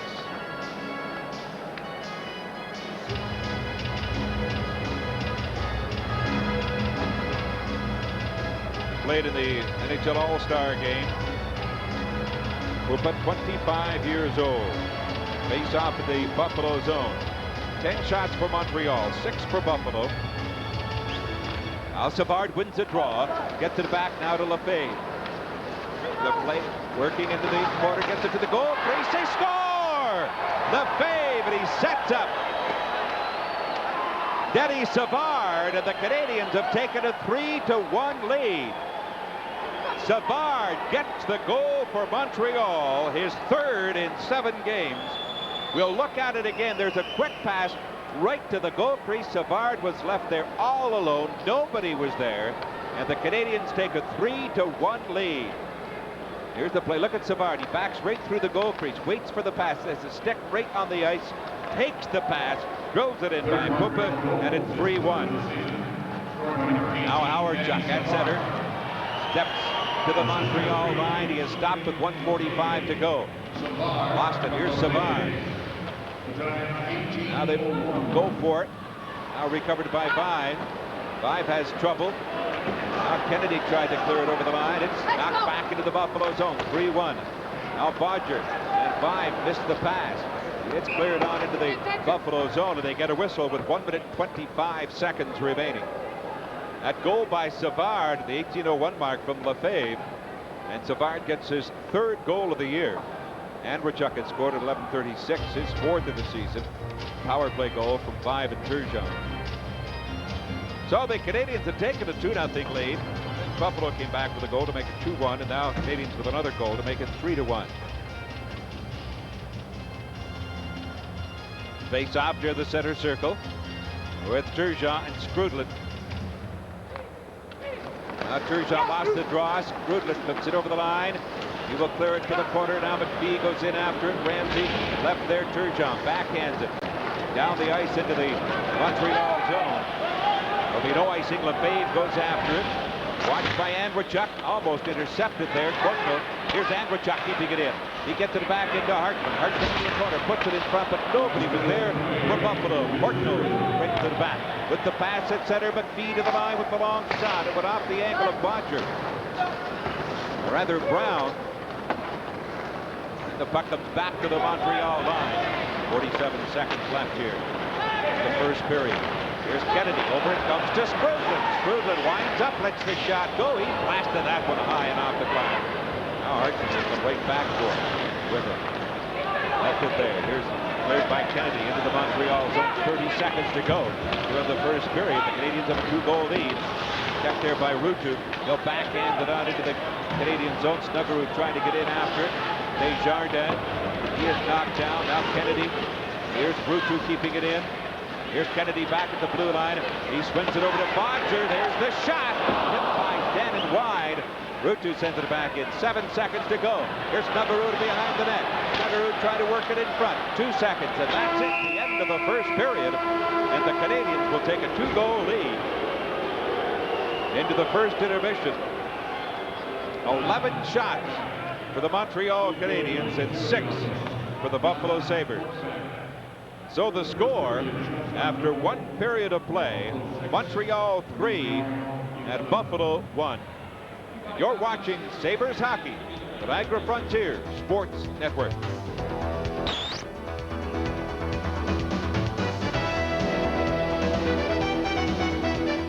On life's journey, we can't always see what's coming our way. It's not all fun and games. Sometimes a wrong step The tunnel of love can throw us onto another track.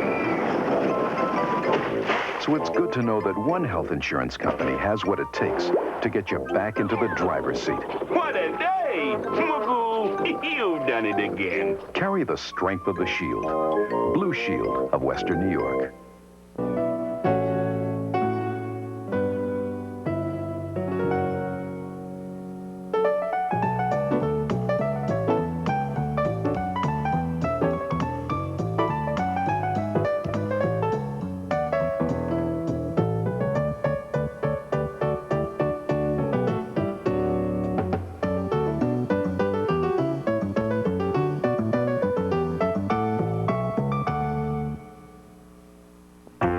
This is it. I think I've got it now. It looks sort of like a John and Mary's submarine. You can try, but duplicating the great taste of a John and Mary's sub is a frustrating experience. This Buffalo tradition is put together with only the finest and freshest ingredients, and maybe a secret or two. It's the bread. Maybe it's the lettuce or the oil. Come in and enjoy a great meal at one of John and Mary's 10 convenient locations. Marie, where's the nearest John and Mary's? If your light beer tastes like it came out of this can, try the light beer that comes out of this can. You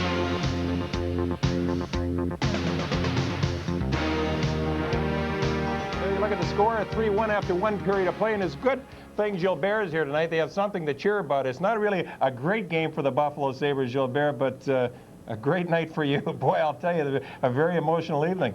It was, after 4 years, there was a lot of emotion on the ice, and was kind of nervous, about 2-3 minutes before I step on, and but it was nice to be back, I didn't think I was so anxious for you to have this night, and I never thought I would feel that much emotional. I was getting pretty emotional myself. It was really a beautiful evening. It was nice. It was nice to see a lot of your old teammates there up in behind the bench. They had them all back, and they had a nice dinner before the presentation tonight. Sure, after when you retire, everybody go their own way, and it was nice to see everybody tonight at the dinner, and it's a great thrill to see them, the game. Most people, when they watch you play, or most of your teammates or fans, you played the game easy. It didn't look like it was difficult. But what I'm trying to get at here is that it wasn't necessarily as easy as it looked. I'm sure it was very difficult at times also to play the game. It just wasn't good. No, I skate easy and it's just fun. It was, I think it's a job, and hockey is a beautiful sport.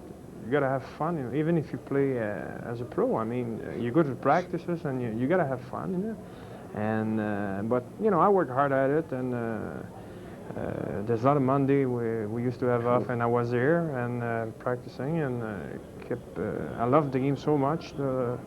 And I remember a few Monday we used to play 3 against 3, and it was to me hockey was a great part of my life. There weren't bad years when you go back to when Joe Crozier was coaching us, and thinking of those days off, and all of a sudden we'd play poor, and then we'd have to show up and we'd be running around. Yes. Remember around the auditorium? We'd be trying to find a place to hide. We used to skate for an hour and a half around the ice. Sure, when you lose, you got to do something. You got to shake up the team, and if Joe didn't get you, punch one. That's right. That was a lot of good memories. When they put together that line, I kind of forget, but when they put Rico on one side and Rene on the other side, did that automatically click the moment it happened? Did it take a little adjustment, or did it just happen quickly?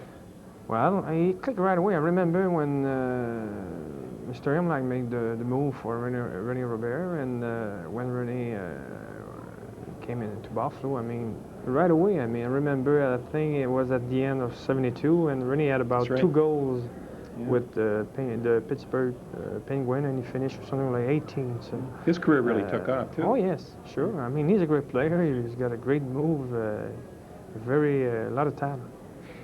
What do you tell the kids now? You're working with a junior team. What do you tell them about hockey? How do you want them to act? Well, in Quebec, you have to, what I'm looking for them is to be intense at every match, every game. They have to be ready to play, because I think that's a little bit of a problem there in Quebec. I asked them last year how many times they used to practice a week. They said once. So, I mean, when you come to a junior, you practice every day. So they said, well, it's too tough, and you have to adjust the players to that, talk to them, and they have to relax, because it gets too much for them. So you got to give them a day off here and there, and sometime too, give them a couple $100, go to the restaurant for pizza or something. Wish we had that type of fun. Listen, Gilbert, we're out of time. It's good to see you back hanging around here again. Nice to be back. When I think everybody has an opinion about certain people, and whether, I don't like this guy, I like this guy. I've never heard anyone really say anything bad about you, and so that's the best thing I can tell you. Thank you very much. Everyone likes you. Hang around a little bit longer. We'll be back in a moment with Jim Lawrence. We'll take a look at the goals from the first period.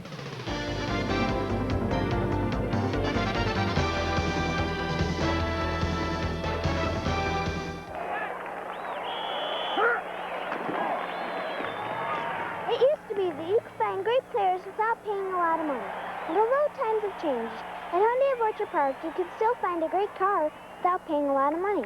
Here's the Scoop, Christy, brand new for 1991. It's the Scoop from Hyundai of Orchard Park. Starting at around $8,500, Hyundai Scoop makes driving fun. And that's it for this edition of Hyundai Afternoon Football. Hyundai of Orchard Park. I was helping my client find her Halloween party. Let's try this trap door. No Coors Light party here. It's behind that panel. You found it, my hero. Join the fun at your favorite Coors Light Halloween headquarters, because it isn't Halloween without the silver bullet. Designated driver? Good. Bravo, this is Bravo 1-4. Prepare to move. Occupy battle position bronze. Charlie 1-6, this is Hotel 1-6. Your mission is to delay the tank platoon in the vicinity of 5484. In the Army National Guard, we can teach you to drive a tank. also teach you to stop a tank. The Army National Guard, Americans at their best.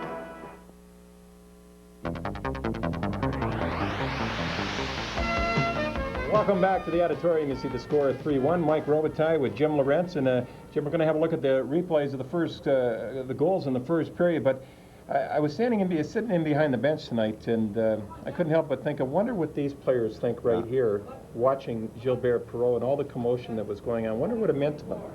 Well, I'm sure it meant that that they weren't ready to start, and that was obvious because the Montreal Canadiens scored within 34 seconds. But and I don't think that was surprising. I mentioned when that goal went in by Skrudland that when you sit there for that long, and here's the goal coming up, you're going to see the puck will bounce right to Skrudland after Pupa comes up with a couple of big saves. Actually, that one hit the defenseman, but the puck goes back to Skrudland. Pupa had reacted and was way out of position, but that was after he made a couple of outstanding stops, and Skrudland was left alone. But I think what happened, Mike, when you have such an emotional evening like tonight, the game almost becomes secondary if you're a player. I mean, it's such an incredible thing to witness when somebody of Gilbert Perreault's statue has his jersey retired like that. It was a moving ceremony, and obviously the player's mind was not in the game. Well, certainly Mike Keene's was, because he ended up scoring the second goal for Montreal, and they just continue to pelt the Buffalo Sabres. Here it is here, Jim. The Canadiens have had problems on the power play. This is only their third power play goal of the season. Two of them have been scored against the Buffalo Sabres, but Keene is going to pick up a rebound after Pupa makes another outstanding save. The rebound goes up in the air, and Keene batted it out of midair and then into the corner of the net. Now, it's an interesting combination with Keene out there, not noted as an offensive player. Mark Peterson, who is a rookie, scored a lot of goals in the American League, but Pat Burns has been trying all kinds of different things. And finally, Buffalo, they score their first goal of the evening. It's Dave Andrechuk, and I thought Pierre Turgeon made a marvelous play taking the defenseman out if they noticed this on the replay. Well, this is Rick Vive will make the play on Swoboda. You see Vive dancing around the Montreal defenseman. What was impressive here is as soon as he made the move and got around Swoboda, he was looking to the front of the net. And Andrechuk, the goal that he scored on that, as you know, Mike, that is not an easy pass to convert. It was coming through traffic. The Vive had to put it up in the air a little bit, and Andrechuk, with the great hands, just drilled it in. I thought that was a terrific goal all the way around. Turgeon thinking also on the play, you could notice he piled right that defenseman and really opened it up. If he doesn't take that defenseman out, he's there to deflect the pass from Vive. So really, they did work together very nicely. And one more goal to show, Jim, and I don't know, once again, you watch this guy night and day, but you let up for just a second, and it's in. And here's Denis Savard. Well, Denis Savard parked by himself, as you see. The defense, again, out of position. You see the three forwards up high. One defenseman was up too high also, and Savard is standing there by himself. What happens is, in plays like this, you become glued to the puck, as you know. I mean, the puck is like a magnet. Everyone's looking toward the puck, and you forget who's in behind you. That was a bad mistake. You've got to be aware of where the opposition is around the net. Thank you, Jimmy. Good. Okay, 3-1 after one period of play. When I come back, I'll talk to you a little bit about the defensive part of hockey.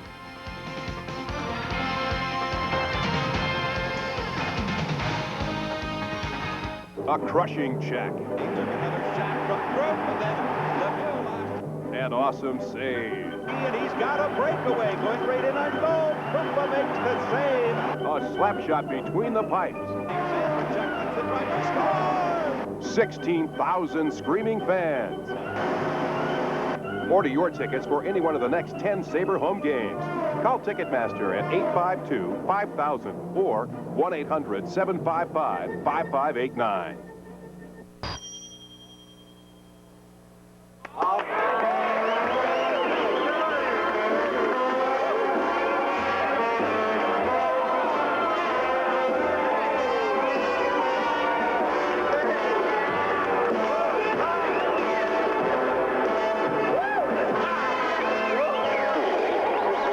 If it's out there, it's in here. The 9X Yellow Pages. Why would anyone need another? All aboard for savings at Super Duper. Buy 1 2-pound, 2.5-ounce can of Hughes Brothers High Yield Coffee, get one free. Choose Facel Royal Bath Tissue and Almond or Wines. The 4-pack is just 88 cents this week. Super Duper register tapes add up to great savings on Vision's cookware. See store for details. Traditional values like quality, freshness, and savings. You'll find them at Super Duper. Super Duper, really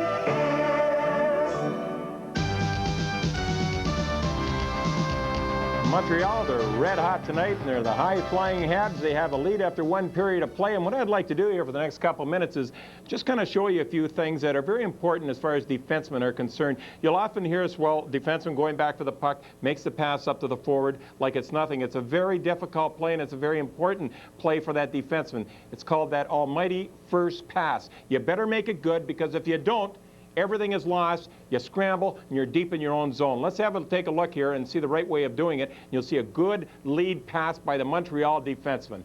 Now, you'll see he has the puck right here, heads up. There's the first pass right in the money. From there, it's another good pass, and away they go, and they'll eventually have a good offensive opportunity. If it's a bad pass, that first one, they never reach the blue line. Nothing ever happens. Other than Buffalo might keep it in, and they turn it over, and they have an opportunity. Well, let's take another look at it. Once again, another good first pass coming deep out of a zone, the defensive zone, and it's so important to make it right. Hit that forward on the fly, and he's gone full speed. Don't hit him in the skates with it. He's got to stop, start all over again. You have to lead him with the pass, and they did that exceptionally well. The Montreal Canadiens, although they have a very young defense, they're capable of making that first pass, and they do it extremely well. Here's another example of it. Now, let's keep an eye on the Montreal defense. Watch this man jump in the hole. You have to give that guy an out. Just don't stand there and watch the defenseman. Jump in the hole as a forward and give him a chance to pass you the puck. You can't stand beside a guy that's checking you. You have to break free. And once you break free, you give that defenseman a little yell, then you throw it right there on his stick. So it's very important. Jump in the hole, give the defenseman a yell, and want the puck, and help them out. All game long, you work together, and that's teamwork. We'll be back for the third period, but first, let's take a short break.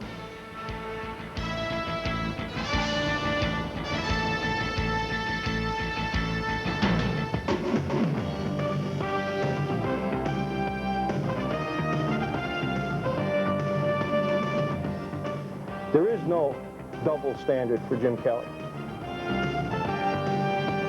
There was no partying on the floor prior to the Cleveland Browns playoff game.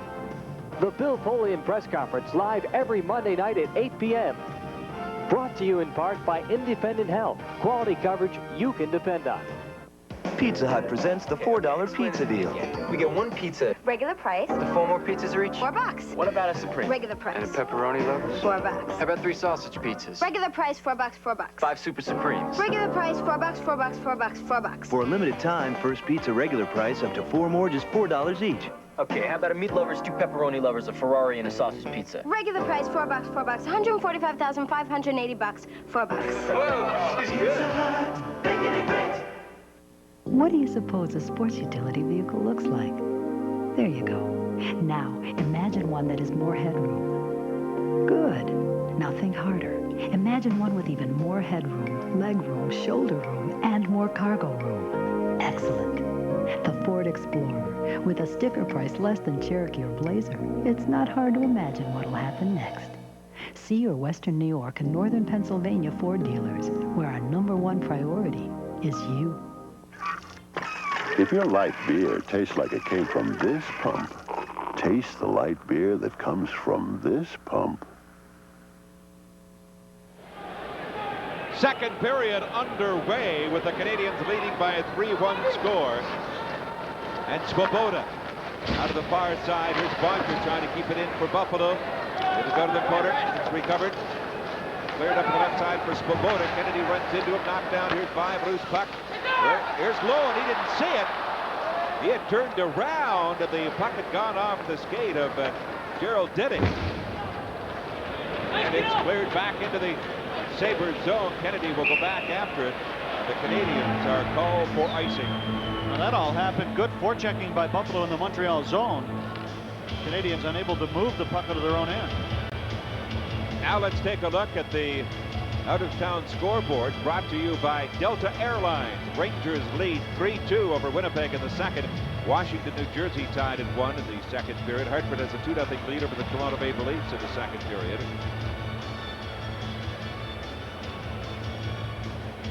Now the face-off will be in the Canadian zone to the right of Patrick Waugh. And Pierre Turgeon gets set. His face-off against Denis Savard. And Savard wins the draw, gets it into Diddick. Now Turgeon, the far boards trying to get away, could not. and it's cleared by Savard right back into the Sabres zone, and Kennedy will go back to touch it, and the Canadian will be called for icing. Well, there's a look at Shane Corson. We think back to that game, second game of the season in Montreal, when he was cut severely with a skate in the chin area. Took 40 stitches, missed a couple of games, and now, of course, is back in the lineup again. Last season, he ranked second on the team in scoring. As he said, career highs of 31 goals, 44 assists for 75 points. Well, the next start for the Buffalo Sabres will be at Memorial Auditorium this Friday against the Pittsburgh Penguins. That'll be on cable. Then on into Long Island on Saturday night to play the Islanders. And that'll be on Fox 29 starting at 7:30 from the Nassau Coliseum. Right there's an example, Ted, where the Sabres are having trouble. Now, all Mike Ramsey has to do is shoot that puck in the corner to keep it in the zone, and he ends up firing it into the shin pads of Stéphane Richer, and the Canadiens come out of the zone. You've got to make sure when you have that puck at the blue line that it stays in that end. Now the Canadiens take over at center. Recovered by Andrew Chuck, steps it over the line, lets the shot go. Patrick Waugh makes the save. The rebound recovered by Denny. Now the puck comes to center. Savard swings it over the Buffalo blue line. He has it, trying to get the backhand shot. He fell down, loose puck. They grapple. They score! Keane in the goal crease. A scramble in the goal crease, and the Canadiens have taken a 4-1 lead. Now Mike Keane scoring his second of the night. Pupa thinks he has this puck, but the puck dribbles in across the goal line, and Mike Keane makes it 4-1. Savard will fall down, but still manages to hook the puck to the front of the net. You see Pupa going down in a traffic jam, and Keane is all by himself, firing it into the net. It was Corson actually who deflected that pass, and Keane finishes it off. And the Sabres now have really dug a hole for themselves, trailing by 3 goals early in the second period. Carboneau goes to center, wins the draw, gets it back down to Desjardins. Now comes to Carboneau. He'll tip it on into the Buffalo zone. Krupp will go back after. We played 2 minutes into the second period. The Canadiens have a 3-goal lead. Cleared quickly over the glass and into the crowd. Ryan Walter is not in the lineup tonight for Montreal. He broke his wrist, and that was in the first game that he played. He'll be gone for at least 8 weeks.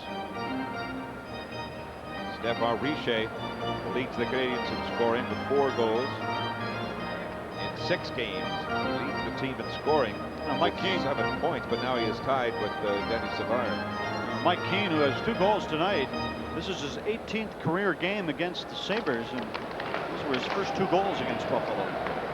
And Sylvain Turgeon, whether a Pierre now in the lineup. He had stomach surgery in August. He's out indefinitely. Now Ramsey works it through, gives it to Rutu. He'll clear it back to the Montreal line. Snyder. It's deflected into the penalty box at the far side. 4-1 Montreal. You're watching Sabres hockey on the Niagara Frontier Sports Network.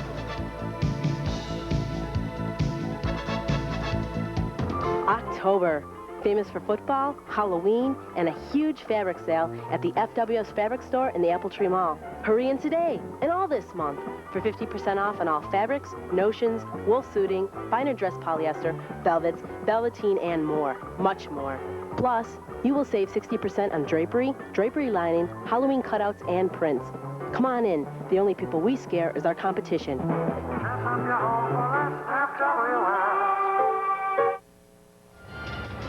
Ted Darling with Jim Lorenz and Mike Robitaille back at the Memorial Auditorium, where the Canadiens hold on to a 4-1 lead.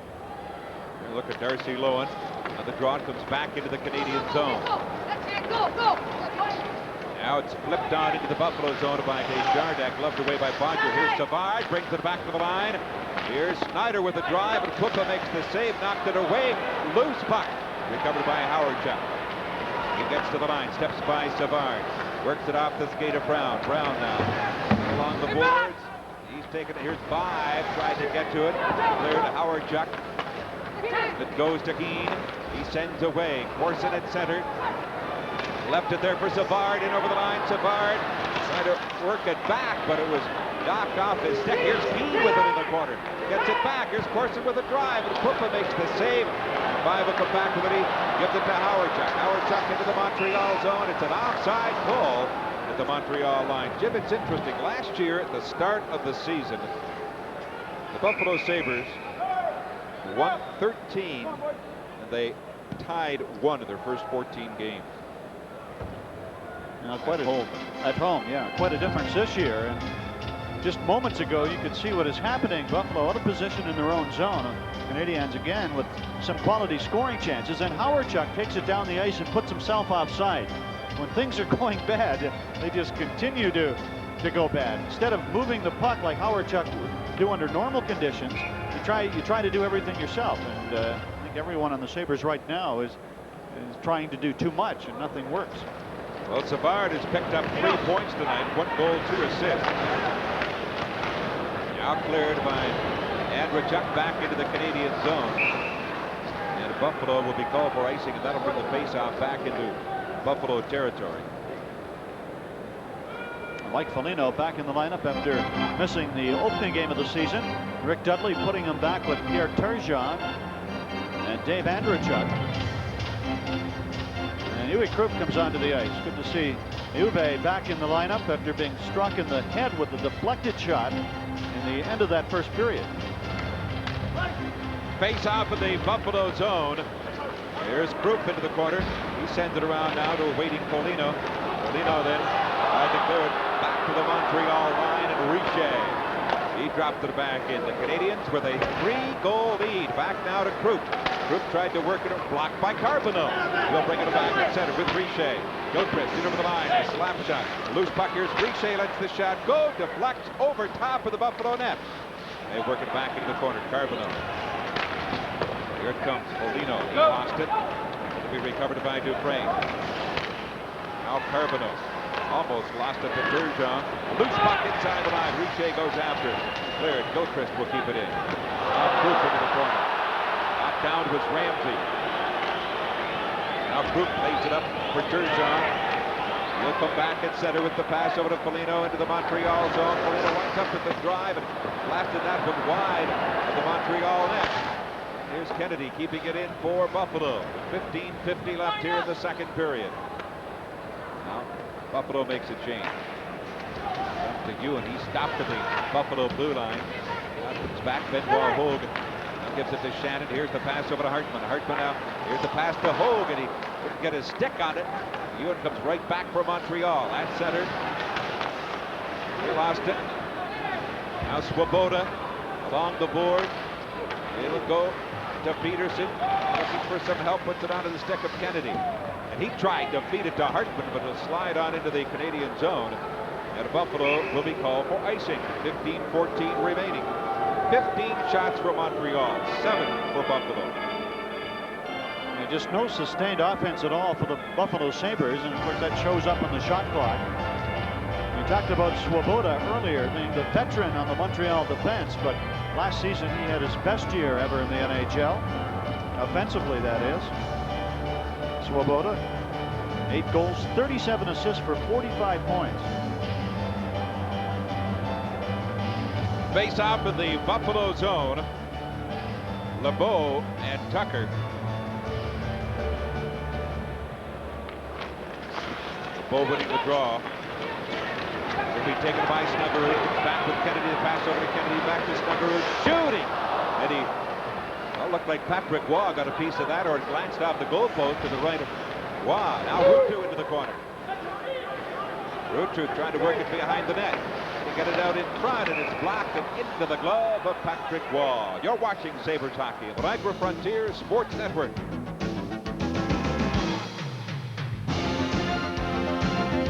I'm Joe Montana. A few months ago, I challenged any Diet Coke celebrity to come on TV and take a blind taste test against Diet Pepsi. But no one had the courage to show up, so I'm going to take the test myself. Okay, next. Okay, who's the wise guy? I don't know, but I got the right one, baby. Diet Pepsi with 100% NutraSweet. We got a battle going. Dean Kennedy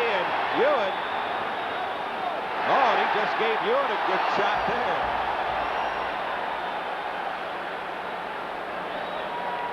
Well, Dean Kennedy was clearly the winner in this fight. The two big guys just dancing around, firing punches, and Kennedy has the advantage in that one. Well, Todd Ewan, he's got 39 minutes in penalties heading into this game tonight. He has no points. Well, last year he led the Montreal Canadiens with 169 minutes in penalties. He's not here in Montreal to score goals. No.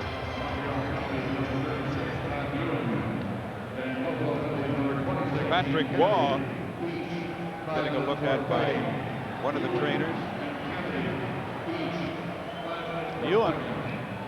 Ewan was acquired by the Montreal Canadiens from the St. Louis Blues in December of 1989.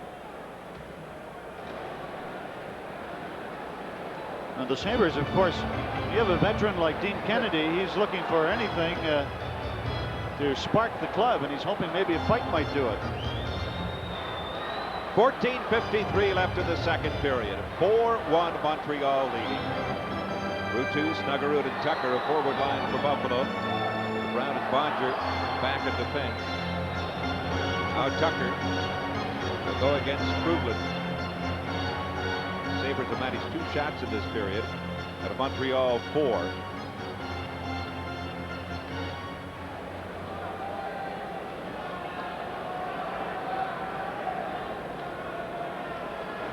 Now the puck is dropped. Tucker wins it. And a big drive there by Rutu, but Patrick Waugh had no trouble with that one, stopping it with his goal stick. They're dropping it back. Here's Schneider working it to the blue line. Comes Courtnall in over the Buffalo blue line. Courtnall now lost it. Brown giving it to Rutu.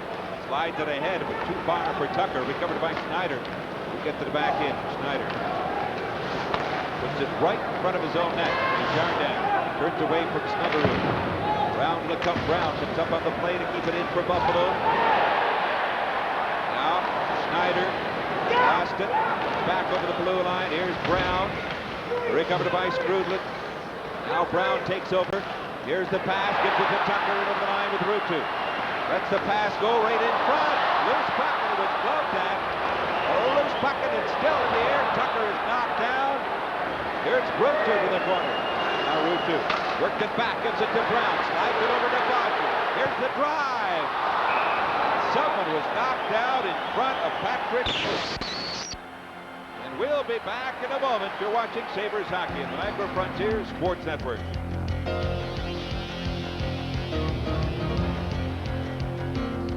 You know, a couple of years ago, I didn't think I'd ever drive a four-door sedan. That's something my dad would drive. Since then, Buick has come out with their brand new 1991 Regal four-door sedan. It's tight, it looks great, and let me tell you, this baby moves. It's that 3800 tune engine. And another reason, I'm in this carpool at work. Man, I love this car. It's a Regal Revolution. Regal at your Western New York Buick dealer now.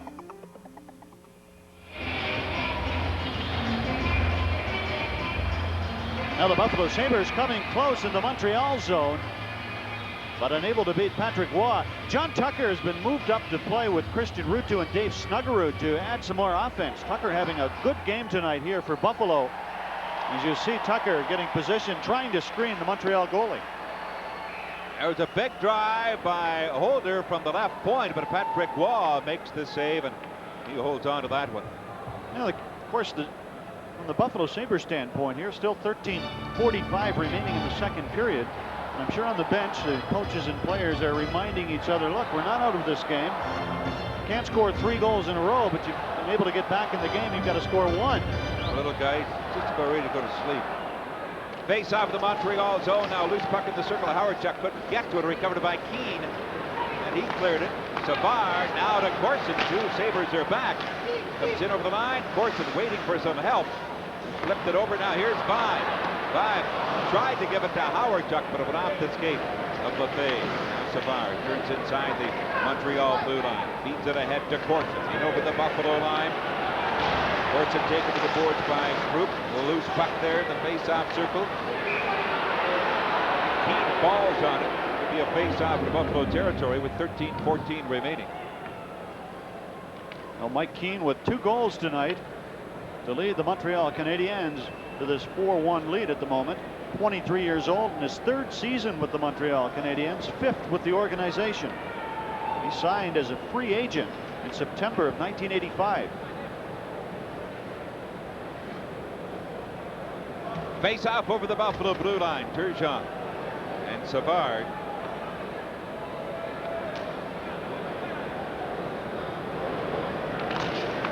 They'll come back to the line. Lefebvre sends it off the boards into the Buffalo zone. Pupa leaving it there. Brown. Marked by Gilchrist. Feeds it to Bodger. Here's the pass. Up for Turgeon. A quick pass to Benoit Hogue. Get over the line. Hogue gets it back now to Turgeon. It's the shot. Go! Patrick Waugh makes the save. He was down at both knees. And Turgeon put it right into his chest area. Pinpoint passing by the Buffalo Sabres. Turgeon hitting Benoit Hogue in the neutral zone with a perfect pass, and Hogue then giving it back to Turgeon. And Patrick Waugh again slams the door. And Turgeon, a good move to move around the defenseman. And look where Waugh was. He's way back in the net that time. But just waiting on the shot by Pierre. Patrick Waugh did go down to the ice, but not until after he had made the save. A Dufresne in behind the Canadiens' net. 15 shots for Montreal, 14 for Buffalo. Now Turgeon trying to get it off the boards. Brown unable to keep it in. It'll go to the far side. Comes over the line. Bodger slapped it right back into the Canadian zone. Turgeon comes back over the line to center. Brown feeding it to Bodger. He flipped it on into the Canadian zone. Turgeon will go to the corner. Turgeon tried to spin away, lost it. Now gets up, has control. Tried to slide it back, but it's intercepted by Carboneau, and he'll work it back into the Buffalo zone. Bodger goes back after it. Round to the cup. Carboneau cuts it off. Tried to keep it in. Here's Swoboda. And get back into the corner. It's knocked away. Swoboda. Richer will go to the corner boards. Gilchrist in front of the net. Left it there. Gilchrist. Benoit Hogue goes after him. Now Carboneau and Brown go to the boards. And Brown flipping it around. Swoboda comes way in on the play. Keep it back in behind the Buffalo net. Here's Carboneau with a right in front. Richer the drive. And Pupa makes the save.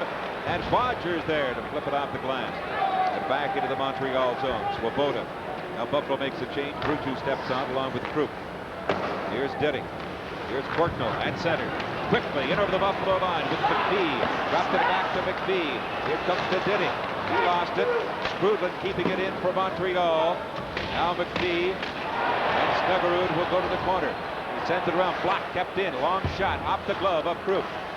Krupp behind the net. Trying to step away from one of the Canadiens. Krupp trying to flip it over there for Tucker. Courtnall comes right back into the Buffalo. Gives it to McPhee. Here's McPhee trying to get it on goal. The drive. Pupa makes the save. Now Snuggerud. And he'll tip it back into the Canadian zone. There's an example, Ted. John Tucker having to cover up as a defenseman, and McPhee used that to his advantage. Tucker not used to playing a one-on-one situation. McPhee got away a good shot. Now Ruutu gets in over the line. He is stopped, has to wait for Tucker to come back onside. Now for Holder. Slapped it into the Canadian zone. Now Snuggerud will go to the corner. Tipped up to Courtnall. Here's Howardchuk, and he took it away from Courtnall. He'll come back into Montreal zone. Denning will go after it.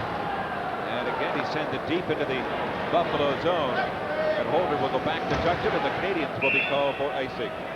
You're watching Sabres hockey on the Niagara Frontiers Sports Network.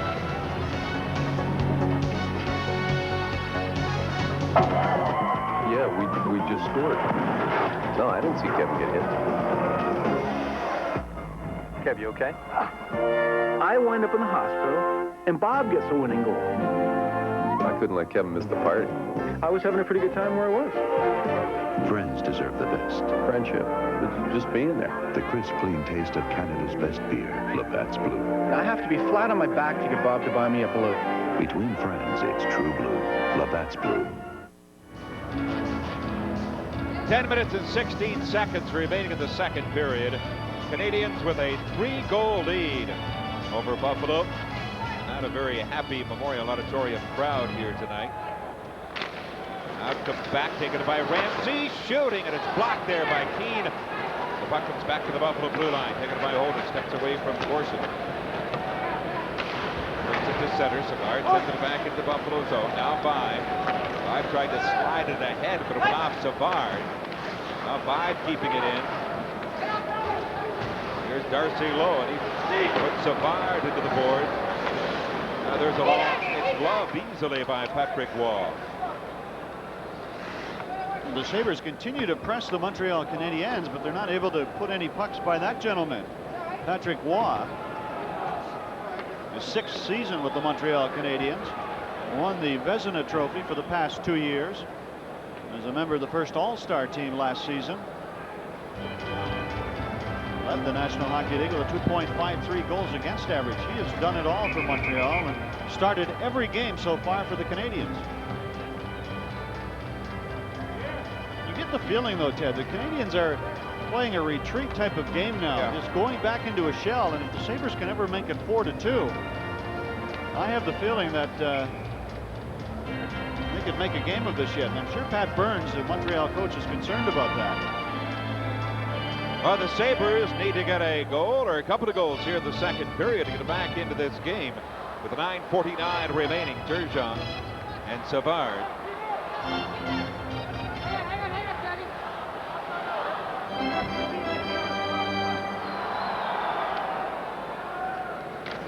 The puck is dropped. Here's Schneider backhanding it around the boards. Keane waiting for it. He just lets it go. It'll go back into the Buffalo zone. Ramsey will take over. Now the quick pass to Benoit Hogue into the Montreal zone. Hogue tried to leave it there. Here's Andrechuk with a drive, and Patrick Waugh saw that one coming.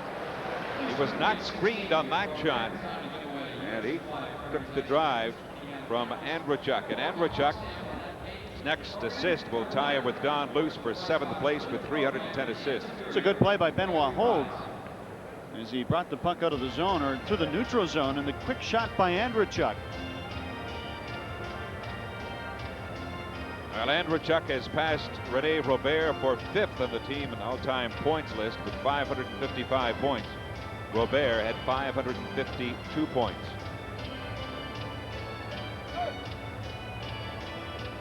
Face off of the Montreal zone. Here now it's Ramsey. He'll keep it in, goes to the corner, sends it to the goal crease, but no one can get a stick on it. Back now to Proof. Proof work. It's gloved down by Carbonneau. Skates to center. Now into the Buffalo zone. Still has control. He'll tip it off the glass and behind the Buffalo net. Into the corner it goes. Here's Peterson with a pass to the goal crease. It was deflected to the far boards. Now gloved down by Snuggerud. He'll step to the line. Here's the pass for Ruutu. Into the Montreal zone. Ruutu backhanding it into the corner. Ruutu goes after, trying to one-handed in front. Snuggerud. Here's Snuggerud. He sends it in front of the net, but it's blocked. Right back with it is Schneider. At center. Fires it off the boards into the Buffalo zone. Pupa. He will play it around, waiting for this Tucker. Tucker knocked that ahead to Ruutu. In with Snuggerud. In over the line. Snuggerud. Ruutu goes to the corner. He's taken to the boards and knocked down a loose puck. Coming back with it now. LeBeau in over the Buffalo line. He left it there. Here's Courtnall. Unable to get the shot. Lost it. And Benoit Hogue gives it to Turgeon.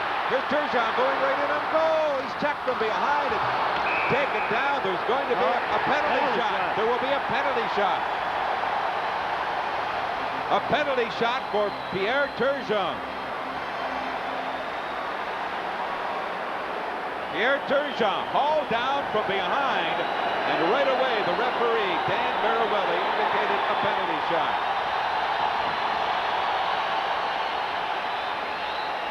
There it is on the replay. Turgeon going in on goal and hooked down from behind by Dufresne, I guess it was. And Perreault calls a penalty shot. And they should call this a lot more. No question about that. And Turgeon will try to make it 4-2.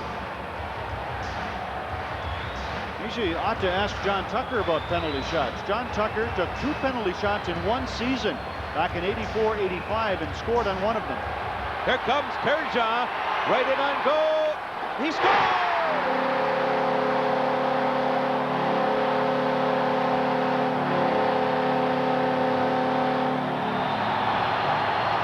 Pierre Turgeon gets his 3rd goal in 6 games, and the Canadiens this look easy. Patrick Roy does not want to make the first move. And he does, and Turgeon fires it in the corner. Let's ISO on the goaltender. Watch Patrick Roy. Right there, he makes the move, and Turgeon puts it in the stick side. Good camera work. And Turgeon's so dangerous. Fires it over the pad of the Montreal goaltender. And there's 8:21 remaining in the second period.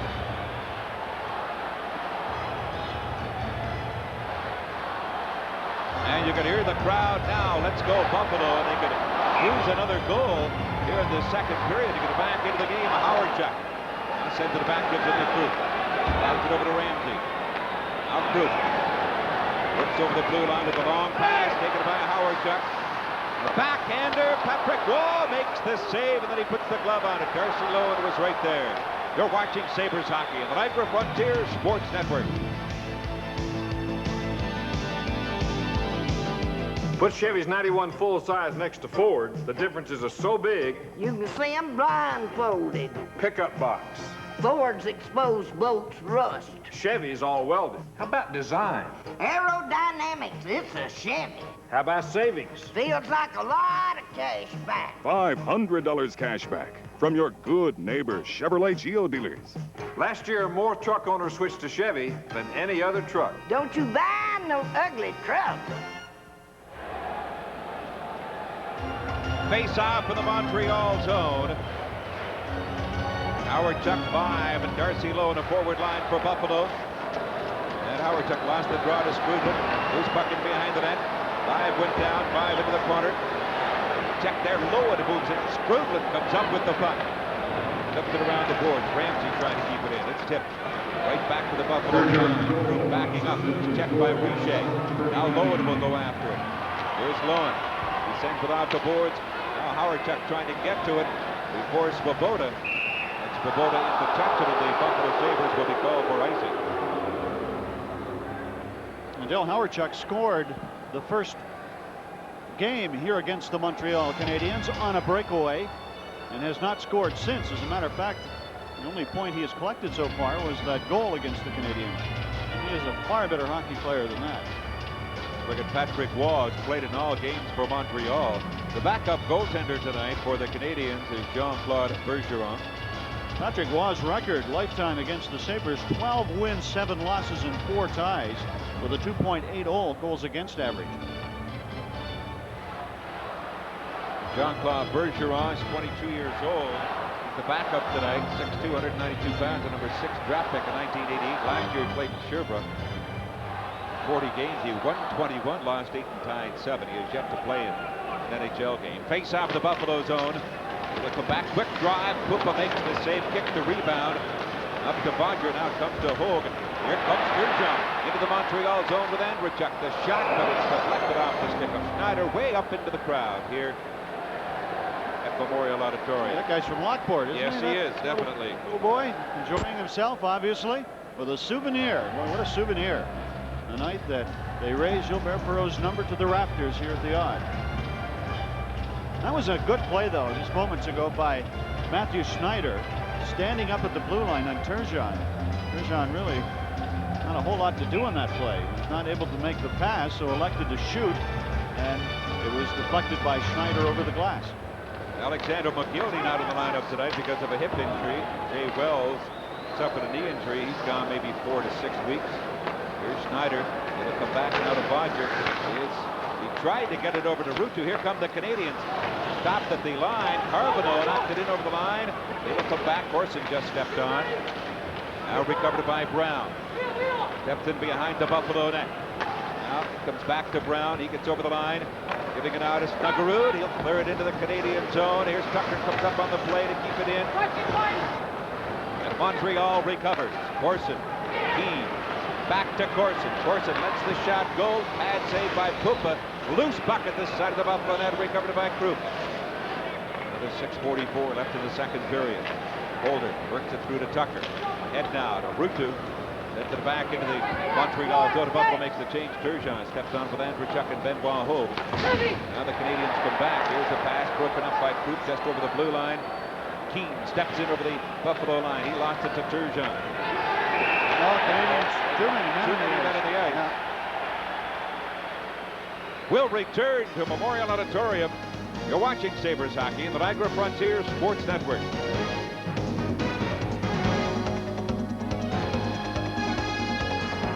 Happy birthday.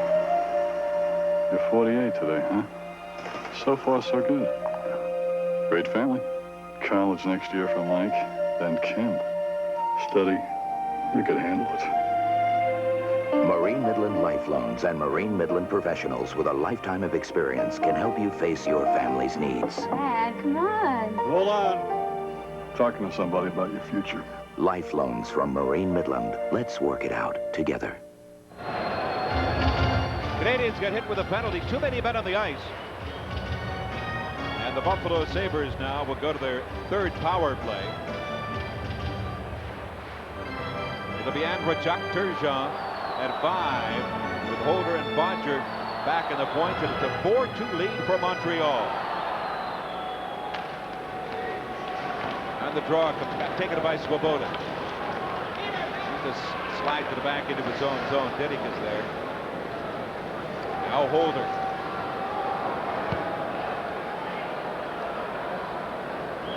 He will bring it back for Buffalo. Last year played with the Washington Capitals. Slaps it into the Montreal zone. Patrick Wall left it there. Swoboda quickly comes back for Montreal at center. Into the Buffalo zone, trying to get the shot away. The drive, and it's off the glove of Pupa. Now Holder comes up with it. Now giving it to Turgeon, but he could not get to it, and Carbonneau takes it. Here's Diddick. He'll clear it right back into the Buffalo zone with 1:17 remaining. The power play for Buffalo. 5:37 left in the second period. Now Bodger skates back for Buffalo. He'll come to center. Slapped it off the boards into the Montreal zone. Andrechuk trying to get in after it. Back it comes now to Bodger. He worked it to the side of the net. A bouncing puck. Recovered and cleared. And Pupa will come way into the net before McPhee can get to it. Slide to the back end now for Bodger. 50 seconds left in the power play. Up it comes to Andrechuk. He dropped it back. Now Bodger. Here's the pass. Taken by Howard-Chuck into the Montreal. Here goes Wilter in a goal. The drive. Patrick Waugh makes the save. Loose puck into the corner. Howard-Chuck comes up with it. Gets it back. Here's Brown. Now they will set it up. Gives it to Ruutu. 30 seconds left in the power play. Back to Brown. Brown swings it to Howard-Chuck. Howard-Chuck right in front to Shannon. The drive. And Patrick Waugh makes the save. Back it comes to Brown. There's another shot. Loose puck in front. Another backhand shot, and Patrick Waugh is right there to glove the puck and hold on. Now Shannon's starting to mix it up with one of the Montreal players. 14 seconds left in the Buffalo power play. Buffalo with 21 shots, Montreal with 20. Now we're going to take a look at the replay. Here's the shot. A little flip shot there, but Patrick Waugh made the save, and then they tried to clear it in front of the goal crease, and Patrick Waugh just grabbed it and held on.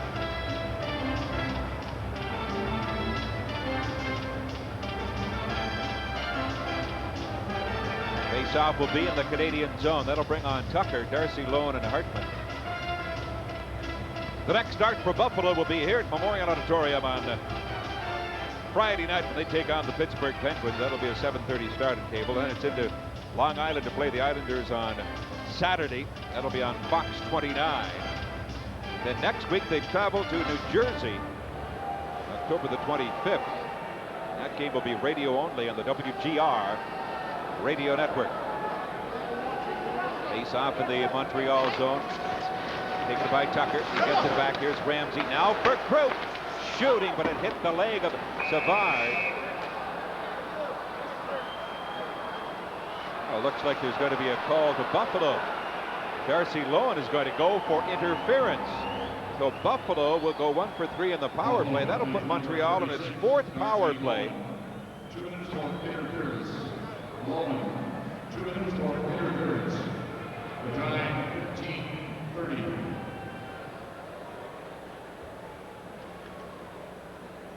Well, Darcy Lohan from Calgary, Alberta. Last year in 50 games for Rochester, it's 7 goals, 11 assists. Now here's the interference call in front of the net. It looked like he had tucked it. Patrick Waugh is pointing to Darcy Lohan.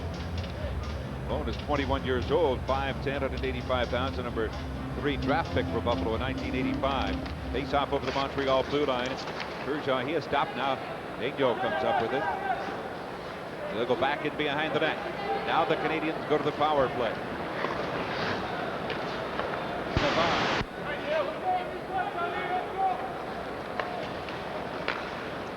Now they start back. Schneider at center. He worked it off the boards into the Buffalo zone. Corson's there. It'll come back to the right point. Now to the left point to Schneider. Sends it back into the corner. Savard pushing it back to the line. Here's a drive there, deflected wide of the Buffalo net. Now Keane, Ramsey, and he is hit and knocked down. That'll come back. Taken it by Corson. He'll send it back into Keane into the corner. Gets it back in behind the net. Savard. There's a drive. And Pupa makes this back now to Dago with another drive. That one went wide. Back it comes to Schneider. It'll come back in. Savard missed it. It'll go back in behind that. Ramsey's playing without a stick. Now Keane's got it. Turgeon gave him a stick. Now recovered by Savard. Savard sends it back. Here's the drive. Pupa makes the save. And the rebound. Loose puck there, knocked away by Pupa. Right underneath Mike Ramsey. And he fell on the puck after Turgeon had given Ramsey his stick with 3:13 to go, 43 seconds remaining. Now we're going to take a look at the replay. Here's a drive. It is scrambling in front of the Buffalo net. Pupa knocked it away right underneath Mike Ramsey, and he just smothered the puck. Now there's 3:13 left in the second period. 23 shots for Montreal, 21 for Buffalo. 4-2 Canadiens lead. Now we're going to take a look at the power play here from behind the Buffalo net with 43 seconds remaining the penalty to Lowen. The draw, it'll come back now. Here comes to Schneider. He worked it. Here's a drive, and Pupa makes the save. Got the right pad on that one. Here comes Runtu back into the Montreal zone, looking for Bodger. Here's a pass over to Bodger. Bodger sends it right in behind the Montreal net. Canadiens take over the line. Kennedy, he tried to clear it, unable to. Peterson brings it in over the line. Snuggerud knocked it to the fireboards. Now Kennedy slapped that one. It'll come back to the line. It's kept in by Montreal. Peterson sends it back. Here's a pass now, but it's off the blade of LeBeau's stick. It'll come back into the corner with 3 seconds left in the power play. LeBeau with the shot hits this side of the net. They get it back, and here's Schneider. Lowen steps onto the ice, and he could not control the puck. Now Montreal tipping it back in with 2:22 to go. The Canadiens go 1 for 4 in the power play. Now Snuggerud. He'll clear it. Now they whistle it down to the offside with 2:14 remaining here in the second period. Well, Dale Howard-Chuck, 1 goal, 1 assist, 5 games.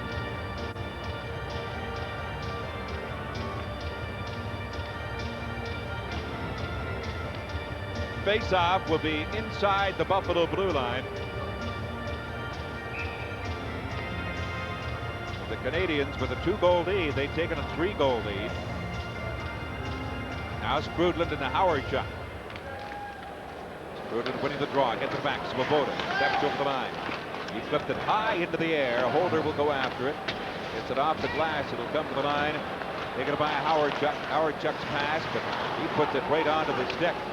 Up McPhee, who dumped it back into the Buffalo zone. Holder goes into the corner. That's off the glove of 5. Over the line. Kicked out by Howard-Chuck. Here he comes, and over the line. Howard-Chuck trying to get the shot away. He can't. Loose puck now. Lowen in behind the net. Trying to work it in front. And he lost it then to Denny. Now Krupp. Oh, he just fires that one right over the glass into the crowd. 1:36 remaining in the second period.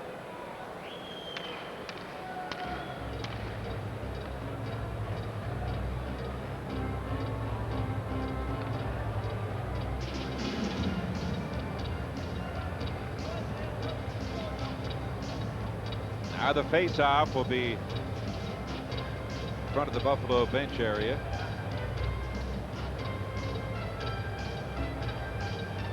Now Holder comes back onto the ice, and he's skating back now to give the water bottle to Darren Pupa. Benoit Hogue at center with Andrzejczyk and Foligno on the wing.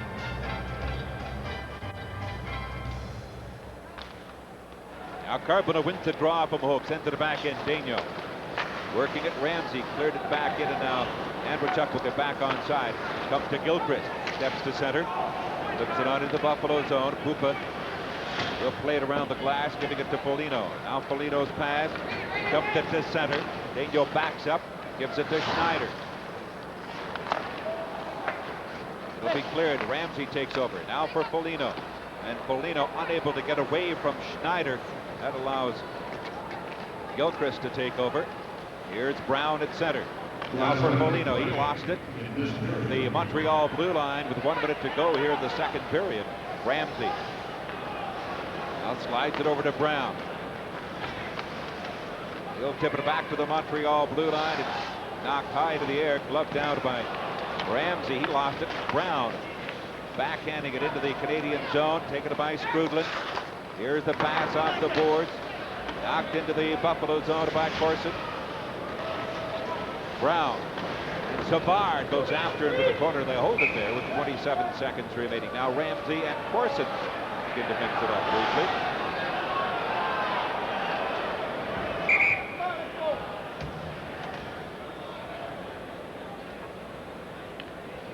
.26 seconds remaining here in the second period.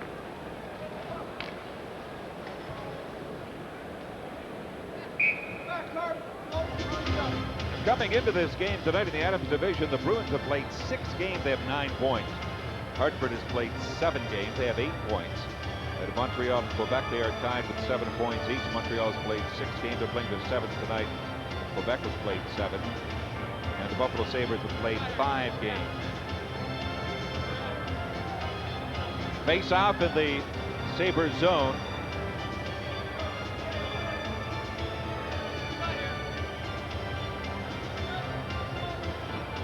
.26 seconds remaining. Now they're ready to go with a face-off into the right of Darren Pupa.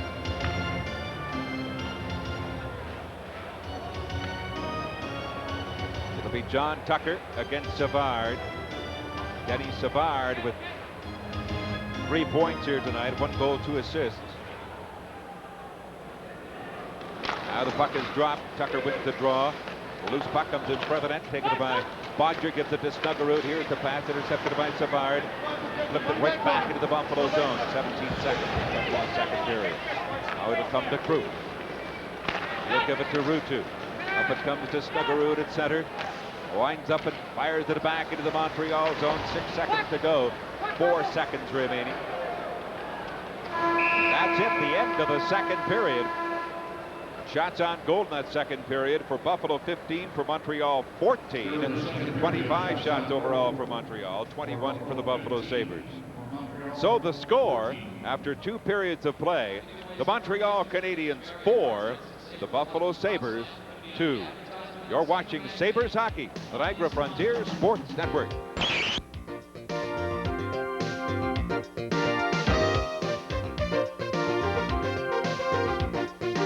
What is refreshing?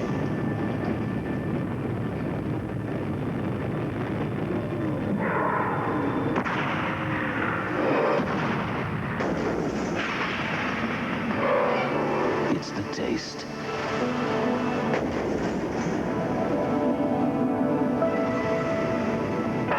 The taste that could only come from a cold blue light right out of the ice. Now that's refreshing. Put Chevy's 91 full size next to Ford. The differences are so big. You can see them blindfolded. Pickup box. Ford's exposed bolts rust. Chevy's all welded. How about design? Aerodynamics, it's a Chevy. How about savings? Feels like a lot of cash back. $500 cash back from your good neighbor Chevrolet Geo dealers. Last year, more truck owners switched to Chevy than any other truck. Don't you buy no ugly truck. We're blessed with nature's beauty, traditions of the past,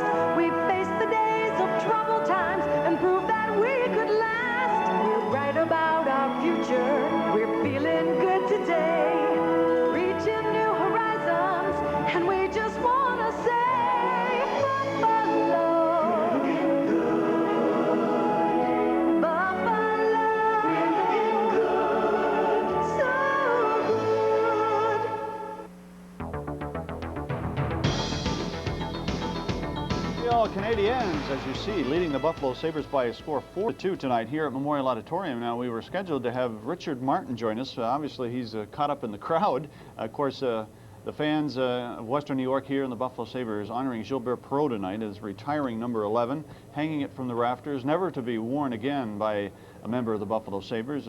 Mike Robitaille joining us here. We thought we'd just reminisce a little bit. I know tough you're not break, Richard you know, I Martin, fill it in. No, I'm certainly not. Well, I'm sure that, like myself, watching Gilbert tonight brought back many memories, and I was, I guess, flabbergasted at the response he got. I knew that the fans certainly remembered and loved him here, but not as much as they showed tonight. Yeah, how I remember him as a teammate, Jimmy, probably more than anything else. I had a problem when I was playing. I'd get too hyper before a game. My game would be played before I even got to the ice, just nerves and tension and everything.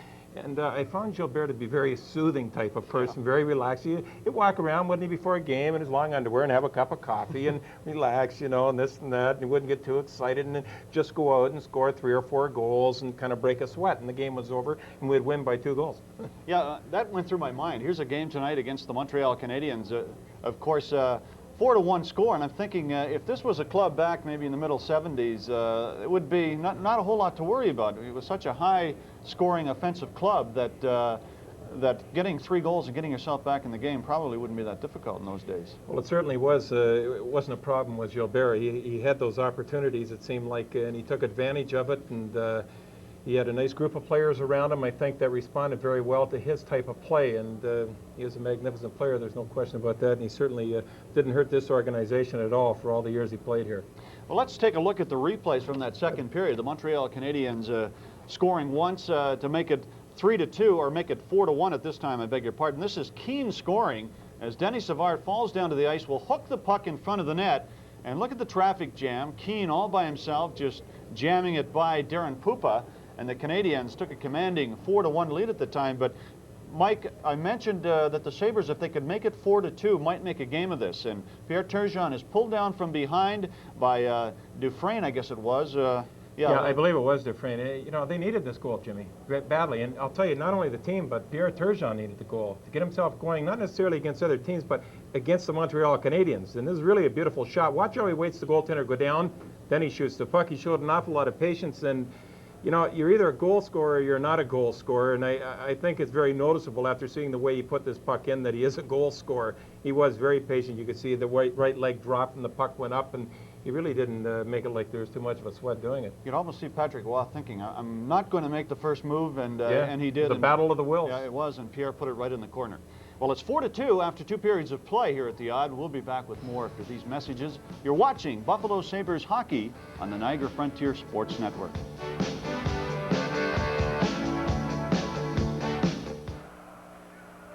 Fidel is no stranger to revolution, but this revolution is a revelation. Mighty Taco's new dinner menu is revolutionary. Fantastical new soups, enchilada, and fajita platters, served every day after 4 p.m. This is no banana republic, this is a burrito republic. Amigos, join the taste revolution. Pierre Turgeon going right in the goal, shooting, he scores! Everyone is excited about the Buffalo Sabres merchandise on sale now. You name it, the Buffalo Sabres have it when it comes to coffee mugs, sweatsuits, hats, sweaters, pennants, and shorts too.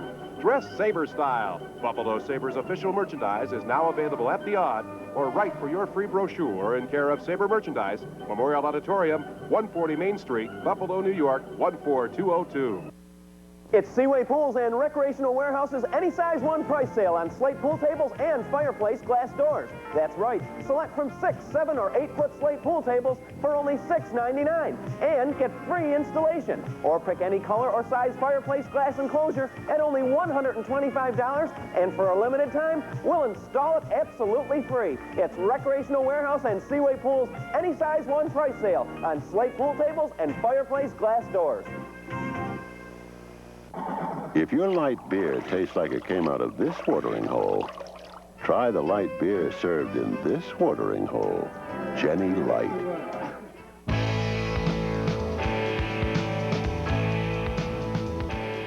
Well, Gilbert Perreault honored tonight before the start of tonight's game, and as promised, Richard Martin has arrived, and we thought we'd spend some time reminiscing here in the second intermission. Of course, Rick, a very important member of that famed French Connection line, Rick, and I wonder, what made that line go? Why were you guys so good all of a sudden, just clicking the way you did? I don't know, when they brought Rennie along, Gilbert and I we were kind of looking for a right winger, somebody to finish the plays. Rennie was a very, very big key because he could make great plays. He was a great puck handler. He also became my point man on the power play. But Rennie, threw another dimension. All of a sudden, there were two real good playmakers on the line, and I tried to get in the open, and if Gilbert couldn't get it to me, Rennie seemed to get it to me, and Rennie could also score goals, and Gilbert, of course, that goes by itself. Yeah. He was a great skater and a great all-around player. Did you guys, let's say, for instance, at practice, did you talk about plays you were going to make, or certain instances, or did you just wing it? Was it just off the cuff, so to speak? A lot of it was just anticipation and trying to see where the other player was. But sometimes we did have some set plays where, if we didn't have anything, we knew that, like for instance, I saw Montreal doing it tonight, and I guess, I don't know, I played in the Montreal organization, but when you get in trouble, you're on the power play and you have nothing to do with the puck, it's a given that it's going to go behind the net, and the other guy's already moving when he sees that. And Montreal creates openings, and we used to do it a lot. The one guy gets the puck behind the net, the other guy sneaks back in front, and all of a sudden you wind up with 2-on-1s. How many times did you see Gilbert Perreault just slide the puck across? And so those are certain things that you have to talk about when you get into trouble. But most of the time when you saw some of those real fancy plays, it was just on the spur of the moment. Well, the fans here in Western New York at the Odd saw many of those plays, just tremendous hockey back in the 70s. What about Gilbert Perreault as a person, Rick? Of course, you played also in junior hockey with him. Gilbert was always very quiet. He stayed at my house. He was boarding at my house in junior, and he was always very quiet. It was very tough to get any 2 words out of him, but I got to know him a lot better when he came here in Buffalo, and when we played together here in Buffalo. And he was a great guy. He had a real good sense of humor. He never mastered the English language very well. I used to love that. Read that one over there, Gilbert. And he used to come up with some good ones. But overall, he was always there if somebody needed some help and some advice. And he's a great guy. And he thought he could sing like Elvis too. Well, yeah, that's debatable. But I guess they always say you can't hear yourself sing. But he was. You know, he was very entertaining. He was a lot of fun to be with. Rick, thanks for sharing these moments with us. Well, thank you very much, Jim. Pleasure to be here. Richard Martin, a member of the Buffalo Sabres Hall of Fame, our guest here in the second intermission. The Canadiens lead Buffalo by 4-2. Mike Robitaille will be back after these messages. You're watching Buffalo Sabres hockey on the Niagara Frontier Sports Network. Eaton Furniture Center, serving Western New York's business community for over 75 years, is here helping you enhance your office environment with quality office furniture. Eaton Furniture Center offers friendly salespeople inside our showroom and at your business location, a professional service staff and repair department that is unparalleled. We provide prompt and courteous service that meets your expectations. With our no hidden cost policy, you're sure to be satisfied when you do business with Eaton Furniture Center, 777 Yonge Street, Tonawanda. Here's your chance to score with the Buffalo Sabres Yearbook, on sale now. As the team's official publication, you'll find all the facts, including player profiles and a complete review of the last 20 years in the NHL. Not sure about a Sabre fact? Check it out in the Buffalo Sabres Yearbook, on sale at the Odd, or send $8.75 in check or money order U.S. to Buffalo Sabres Yearbook, Memorial Auditorium, 140 Main Street, Buffalo, New York, 14202. One of the most profitable accessories you can add to a four-wheel drive truck is a snowplow. TW Truck Equippers is the area's largest dealer of snowplows and snow removal equipment. From today's downsized four-wheel trucks to commercial plows, TW Equippers and Western combine ride snowplows and accessories to fit not only the truck, but the job to be done. Western, they plow tough because they're built tough. TW Truck Equippers, your complete source for all your truck, body, and equipment needs.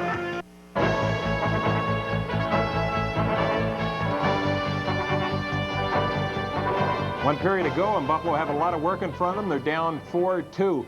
I noticed very early in this hockey game there is very little hitting, and What happens if there is not a lot of hitting? There's certain individuals on each team, and each team has them, where they play much better if there's not very much hitting. They get stronger, they get a little braver, they want the puck, they want to do things with it. But as soon as there's a lot of pounding and a lot of this and that happening in the corners and at center ice, all of a sudden they don't want anything part of the game.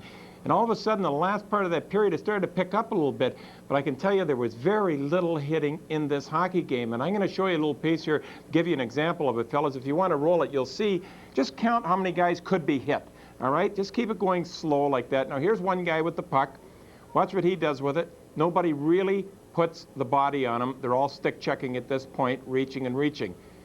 Now he spins around. This guy can come in and nail him. Okay, he doesn't. All right, that's one. Now that guy could have been hit right there, and really not much happened. The puck will go in the corner. The Canadian player will eventually pick it up. If we just speed it up a little bit now, we're going to see this fellow with the puck. Okay, he could be hit. Well, actually, no. The other guy could be hit right here, coming in from the side this course. He doesn't get hit either. So actually, we're talking about in a span here of maybe 30 seconds, there could have been 3 or 4 really solid hits, and it just didn't happen. And you'll see players throughout their careers, I mentioned earlier, really pick up steam and want to play as long as there's no hitting. If there's hitting, I don't want to play. And some teams have to be hit, and I think Montreal Canadiens are one of those clubs. And if Buffalo continue to pick up their act a little bit here from their steam they picked up near the end of the period, keep on going in the third, they have an opportunity to come back and at least tie this game up. We'll have a look at the third period that's coming up right now. Let's go to Ted Darling and Jim Lorentz.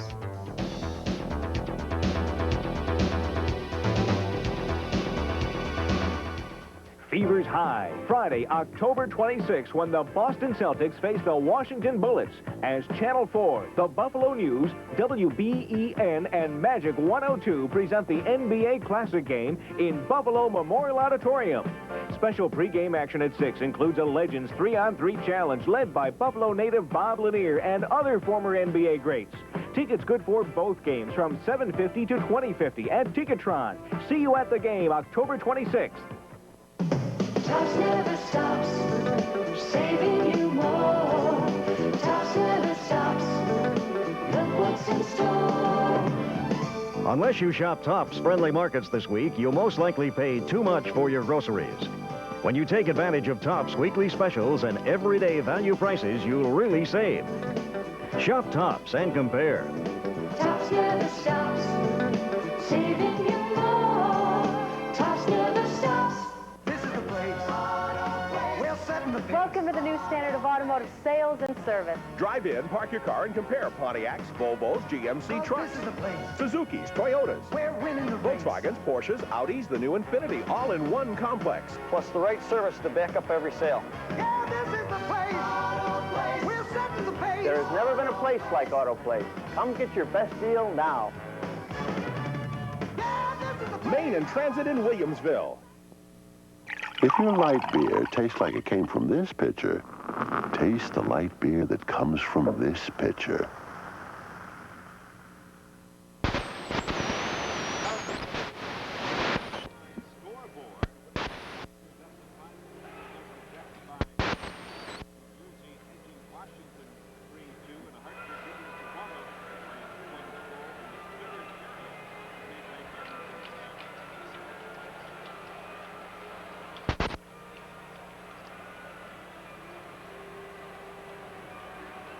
On the out-of-town scoreboard, as we see the Rangers defeating the Winnipeg Jets by 5-3. New Jersey edging Washington, and in the third period, Hartford with a 2-1 lead over the Toronto Maple Leafs. Other games tonight: Boston at Vancouver and Minnesota playing at Los Angeles. And the Canadiens leading Buffalo 4-2. Skrudlin, Keane with a couple, and Denny Savard scoring for Montreal. Andrechuk and Turgeon for the Sabres. And we are ready now to begin this third period with the Canadiens holding on to a 4-2 lead over the Buffalo Sabres. Now play is underway. It'll come back into the Buffalo zone. Taken by Bodger. Works it over the line. Out Howardchuk at center. Slaps it off the boards into the Canadian zone. Benoit Hogue clears it behind the net now for Lowen. Lost it, Swoboda. Now recovered by Benoit Hogue. Sends it back into behind the Montreal net. They chop at it. Howard Chuck tried to get in there. And Skrudland. He'll bring it back. Gives it to Swoboda. In over the Buffalo line. McPhee with a drive. And Pupa. Pad save. The rebound will go to the corner. Now to come around the boards. It's cleared over the line. Recovered by Hogue. Waits for some help. Now gives it to Howard Chuck. There's his shot, but he shot that one high and wide. Here's Howard Chuck. Benoit Hogue will go to the corner. Hogue, and he lost it. Now the Canadiens start back. They have a 2-goal lead. Ramsey giving it to Krupp. Now it comes back to Ramsey. Here's the pass to Turgeon into the Montreal zone with 5, and Andreychuk. Turgeon goes. Oh, the net goes off the magnets in behind. Now Gerald Diddick took Dave Andreychuk down and then into the goalpost. The Sabres, of course, needing goals to get back in this game, trailing by 4-2. Must be aggressive. You'll see, I'm sure, that the Buffalo defense pinch in from the blue lines. In other words, when the Canadiens try to move the puck out of their own zone up to the wingers, you'll see the Buffalo defense move right in on top of the Canadian wingers. That's a tactic you imply when you are trailing in a game. Now Schneider. Here's Turgeon trying to give it to 5, and it's tipped. Rolling puck. There goes Richer. They couldn't get a 2-on-1. Here's Gilchrist in front. The pass, but it's blocked, and Pupa will play it now to Vive. He tried to feed it up to the left side to Andreychuk, but it was tipped back to the Montreal blue line. Daigneault.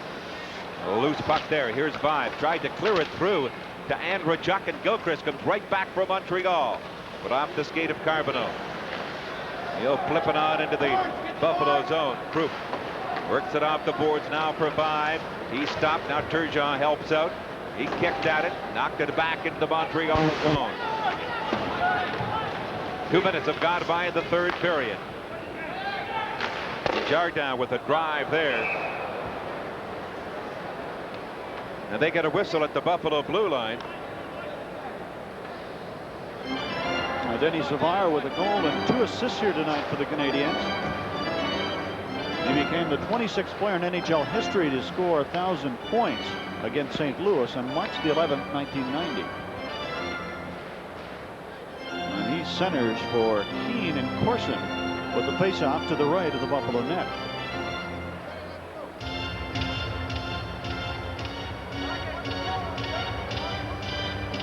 Now Savard and Tucker. Tucker wins the draw, sends it back in the corner. Here comes by Bonner. Around now for Snuggerud. He'll tip it over the line. Rutu unable to get to it. Keane backhanding it off the glass into the Buffalo zone of Bonner. Going in deep, being chased by Savard. Around it'll come. It'll come to center. Diddick's there. And he just flipped that one off the corner glass. Now Brown. Savard has it. Winds up with the drive, and he hit the side of the net. Keane trying to work it in front. Savard being chased by Brown. And he goes in behind the net and brings it back. Now gives it to Rutu. He'll come to center. Out the boards back into the Montreal zone. Snuggerud could not get to it. Now Krupp steps on. Saw a good play by Greg Brown just moments ago. Instead of just firing the puck around the boards from behind the net, he had the presence of mind to take the puck and make a play with it. And the Sabres moved out of the zone. Now Howard Chuck. He's taken off the puck by Carbonneau. Swoboda starts to bring it back up the ice. Steps over the Montreal blue line. Left it for McPhee. He'll tip it right back into the Sabres zone. A holder will go back after it. Now there's 16:49 left here. The third period. Up to Foligno. Into the Montreal zone. And Foligno lost it off his stick. It's tipped away by Courtnall. Gives it to Skrudland. Back to Courtnall. There's a shot. And he whistled that one wide to the far goal post. The loose puck in front. Here's Courtnall behind the net. He's got McPhee in front. Puts it to the goal crease and unable to get to it on that far side with Skrudland. And here comes Foligno. Puts it back into the Montreal zone. Howard Chuck flipped it behind the net. Here now. Foligno gets it to the goal crease, and Howard Chuck was right there, but he could not get the stick onto the puck. Courtnall steps in over the line. Here's a pass, but it's deflected. Skrudland has it in the corner, gets it behind the net to McPhee, brings it out in front. He's checked, can't get the shot away, and Howard Chuck will take over. They'll bring it back. Now with Shannon, get over the line. Here's Howard Chuck.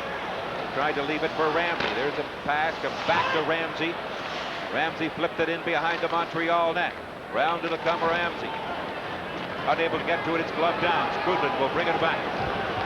He's all alone, just steps it over the line. Montreal making a player change, and Scrutland's there to shoot it back into the Buffalo zone. Hooper leaving it now for Ramsey. Now for 5. Here's the pass. Turgeon tipped it on into the Montreal zone. Diddy goes back after it. Stepped away from a check. And Bodger has to chase it right back into Buffalo territory, and the Canadiens will be called for icing. 4-2 Montreal. You're watching Sabres hockey. The Niagara Frontier Sports Network.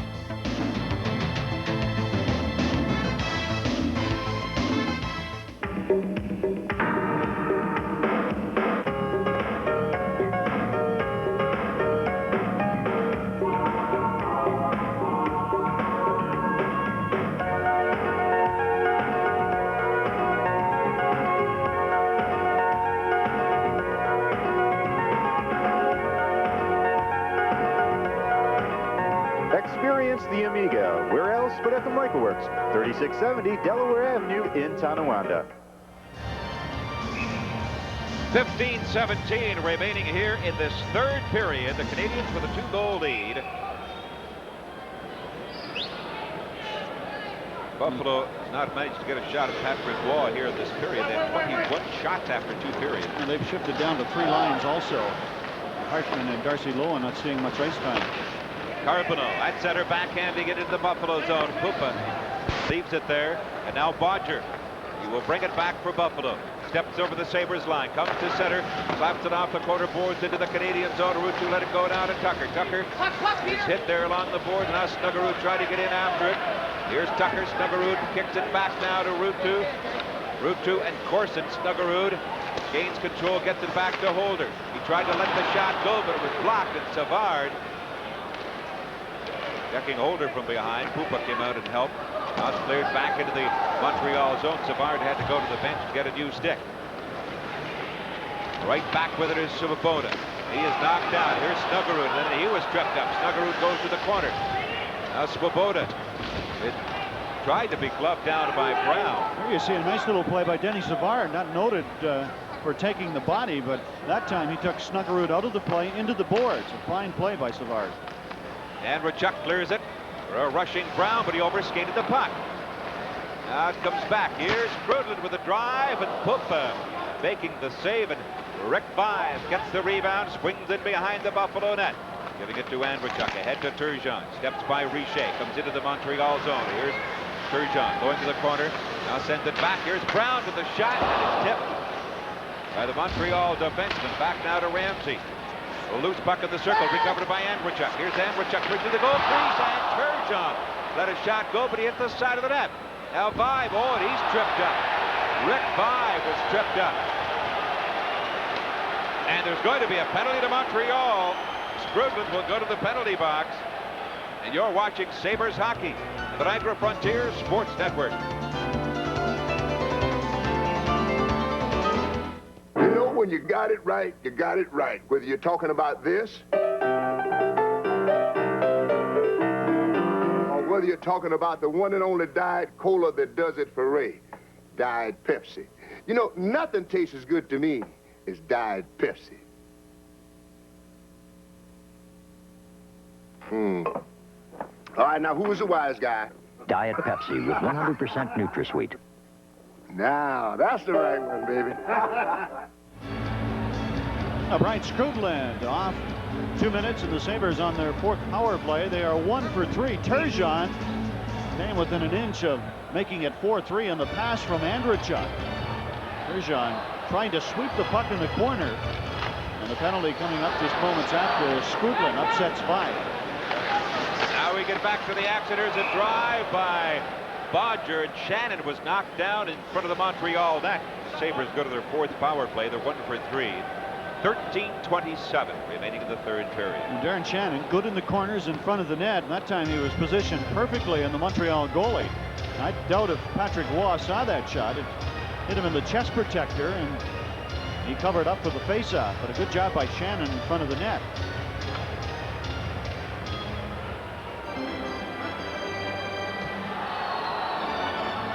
It'll be Holder and Bodger back at the points with Andrechuk, Vive, and Turgeon. Forward line for Buffalo. Now Patrick Waugh saying something to Donald Dufresne. Now the puck is dropped. Here's Holder. He'll bring it back to the blue line. Slides it into Turgeon. Now back it comes to Holder.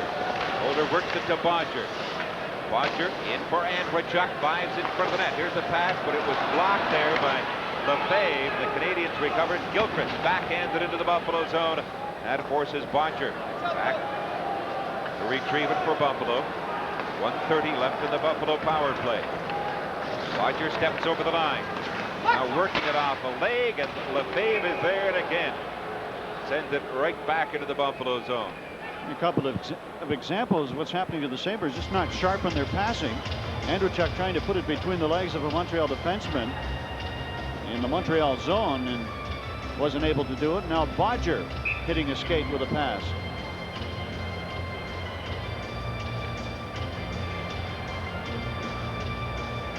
"28 shots for Montreal, 22 for Buffalo. The Sabres have had 1 shot here in this period. The Canadiens have had 3. Now face off inside the Montreal line. It's won by Carbonneau, and Lefebvre again clears it back into the Buffalo zone. 1:15 left in the Buffalo power play. Bodger now starts to bring it back, and they will attempt to set it up. Pass over to Turgeon.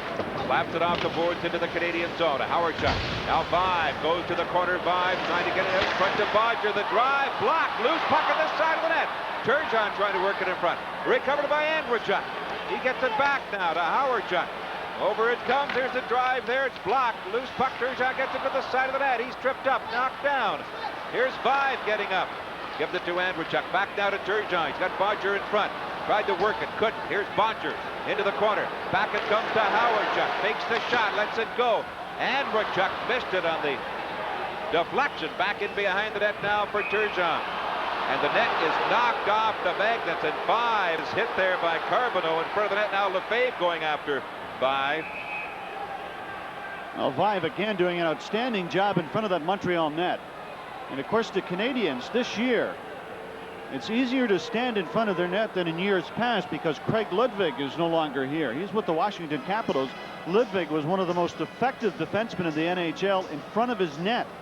He was so strong, and he was very mean. He would cross-check you, slash you, spear you, anything. You see Vive getting rammed into the side of the net by Carbonneau. And the Sabres trying desperately to make it 4-3, unable to do it here in the power play, but still 30 seconds remaining in Skrudland's penalty. Montreal penalties number 21, Keith Perreault, and Buffalo penalties number 22, Rick Vive. Each 2 minutes for roughing. Both of them go for roughing. With 12:03 left in the third period. Here's a look at John Tucker. Tucker has played very well tonight for Buffalo, and Rick Dudley responding by giving him plenty of ice time. Tucker also one of the better face-off men in the NHL. Seldom loses a draw. Face-off in the Montreal zone. Now Tucker against Savard. The Sabres have 30 seconds left in their power play. A loose puck in the circle. It comes back now, taken by Howardchuk. He gives it to Bodger. Now they will set it up. Snuggerud in front of the net. Here it's Ruutu. Winds up, takes the shot. Still has control. Gets it to the side of the net to Snuggerud. Back now to Ruutu. Ruutu gives it to Howardchuk. Now back to Bodger. Here's Ruutu with a drive, and it's blocked. It'll come back to Bodger. He swings it over to Howardchuk. There's Ruutu with it. Oh, and he slapped that one wide of the net. Ruutu had an open net, another drive, and it's deflected by Tucker wide. Now Montreal's back at full strength. It'll come back to Bodger at the blue line. Clears it back in behind the net. Here's Tucker. Trying to get it out in front. Loose puck. Slap back to the corner board. Savard will take over for Montreal with 11:12 remaining. Canadiens hold on to this 2-goal lead. Now Foligno steps on with Benoit Hogue. It'll be taken by Courtnall at center. In over the line. Courtnall trying to get around, unable to. Lost it to Crew.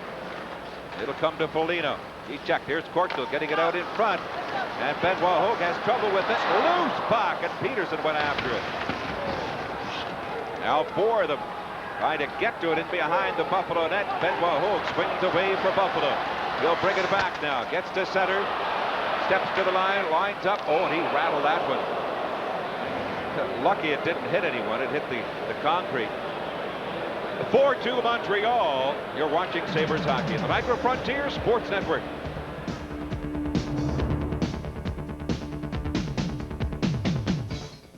I read somewhere that people shop an average of 2 to 3 times before they buy a new car. I don't do anything average. I took my time, and you know what? I bought a Buick Regal 4-door sedan. Surprised? It's tight, and it's got a 3800 engine that makes me feel like Mario Andretti's girlfriend. Beautiful, dependable, great price. My mother used to call that value. It's a Regal revolution. Regal at your Western New York Buick dealer now. On the Sabre power play, Buffalo getting the shot that they were looking for. Howard chucked to Ruutu, and he whistled it wide. When Ruutu had the net and shot it wide. Now comes back to Ramsey, taken it by Krupp. He'll clear it right back into the Montreal zone, and Andrechuk picked at it. The puck comes over the blue line, slapped in by Darcy Lohan, and Turgeon will touch it. That will mean a face-off deep in the Buffalo zone. No, the Turgeon touched it. Well, the Sabres are saying that puck bounced off a Montreal player. But I suppose that may not matter on an intentional offside. So the faceoff is brought back to the left of Pupa. Getting back to that chance by Turgeon, though, Ted, sometimes on a one-timer like that, it's all or nothing. You either score or usually shoot it high or miss the net. And it's one of the more difficult plays to convert when the pass is that long. It was a long pass from Howardchuk. Face off in the Buffalo zone. Roop, watched by Skrudland. Decides to go the other way. Now gets it to Ramsey. Now it'll come to Darcy Lohan. He turns away from Richer. Gets it back to Krupp. Richer after Lohan. He'll go to the far board. Now Krupp tipped it back to the Montrealite. Schneider giving it to Gilchrist. Knocked away. And here's Andrechuk backhanding it into the Montreal zone to Patrick Roy. Stopped it. Schneider. The puck will come right back to the Buffalo zone with 9:50 left here in the third period. Krupp giving it to Ramsey. Tried to get it back to Andrechuk, but it's intercepted by Skrudland. It's an offside call at the Buffalo blue line. Well, the Canadiens through the years noted for the type of game they're playing right now. Very good at protecting a lead. And as we look at number 5, Mike Ramsey, the veteran of the Sabres. Last year he won the Punch Imlach Award, which is awarded for dedication and leadership. He was also 7th in voting for the Norris Trophy. Well, last year he led the Sabres in the plus department with a plus 21. Played his 700th game last December. Now Brown turns inside the line, watched by Savard. Now to Hogue. Bodger.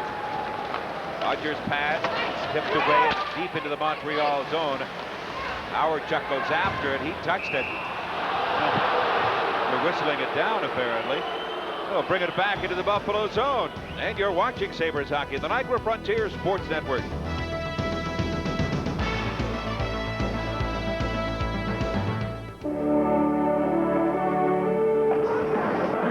Now how am I going to get there?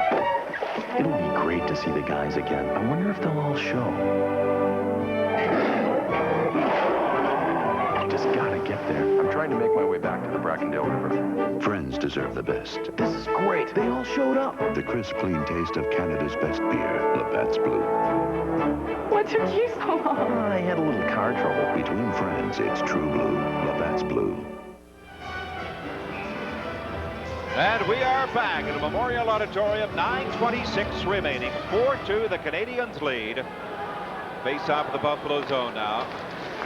Loose puck comes back, taken by Howardchuk. He has it in the corner. Now works it to the far side for Hogue. Gets it back to Brown. Intercepted by Savard. He'll tip it back into behind the Buffalo net. Round it'll come, deflected by Shannon. Deep into the Montreal zone. Swoboda now starts to bring it back up the ice. He clears it up on the left side. Corson will tip it on into the Buffalo zone. Pupa comes way out of the net. He plays it back into the corner.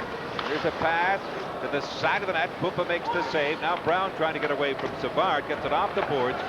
But there, Deddick is keeping it in now for Montreal. And Benoit gets it back to the center ice area. Svoboda now giving it to Deddick. Here's the pass. Taken by Corson, winding up with the drive. And Pupa makes the save. And Brown will go after the rebound. Montreal making a player change. Up it comes to Hogue. Into the Montreal zone. He's got Howard Chuck with him. It'll come back right over the Montreal blue line. And Kruk works it back in. Both Sabres get back onside. Now Holder. Very quiet crowd here tonight, Jim. Sure is. After the Canadiens have taken that 4-1 lead. Here's Courtnall. Winds up, firing, and Pupa makes the save. He came way out to the goal crease to make the save on Courtnall. Holder. Slides it ahead to Ruutu. Make a payment till April 1991. So save that money or use it for a relaxing skiing vacation because it'll be next April before you make a payment on your waterbed. Offer ends October 21st. Big Sur Waterbeds, 7510 Transit Road in Williamsville, also Buffalo and Wheatfield. Throughout America, people are always watching the weather, and it's noticed when someone's doing something about that weather. The York Stellar Plus high-efficiency furnace is the heart of your York dealer's total comfort system that'll help bring nice days indoors. And it was seen that the Franklins who like their comfort and are as economy-minded as anyone around are doing just that. York makes you feel good inside. Until November 30th, 1990, get a free 5-year comfort assurance warranty. Contact Mel Schmidt Heating and Cooling. You're watching WGRZ, TV2, Buffalo, New York. Now, from your 24-hour news station, this is Channel 2 News, Nightside.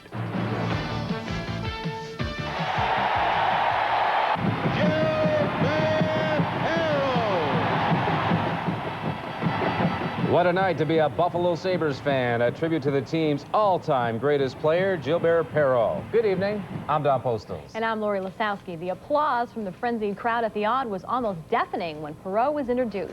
Sure was, and Channel 2 Sports Director Ed Kilgore was there to witness the big night in Buffalo sports history. Ed?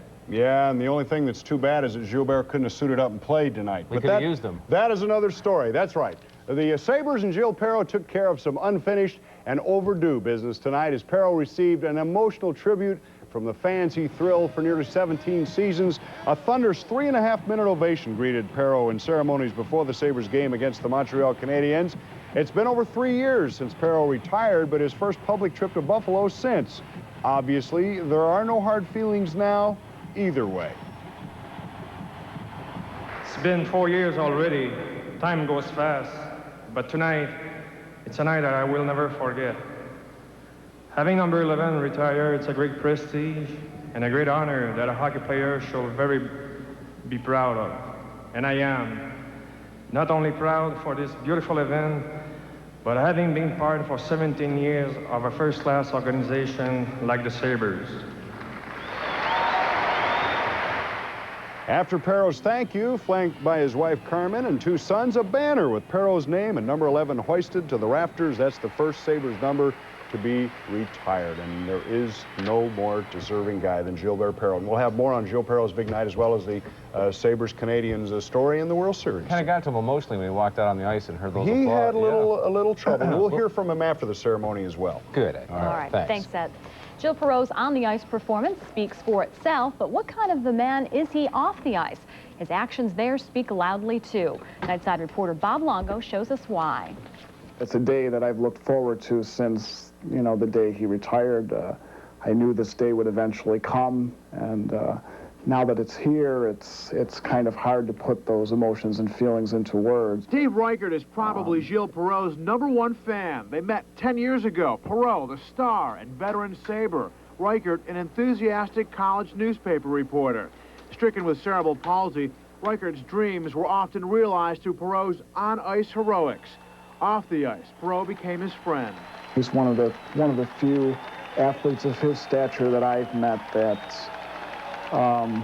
you know, your expectations for him as a human being are met and often exceeded as well. It's nice to be back in Buffalo.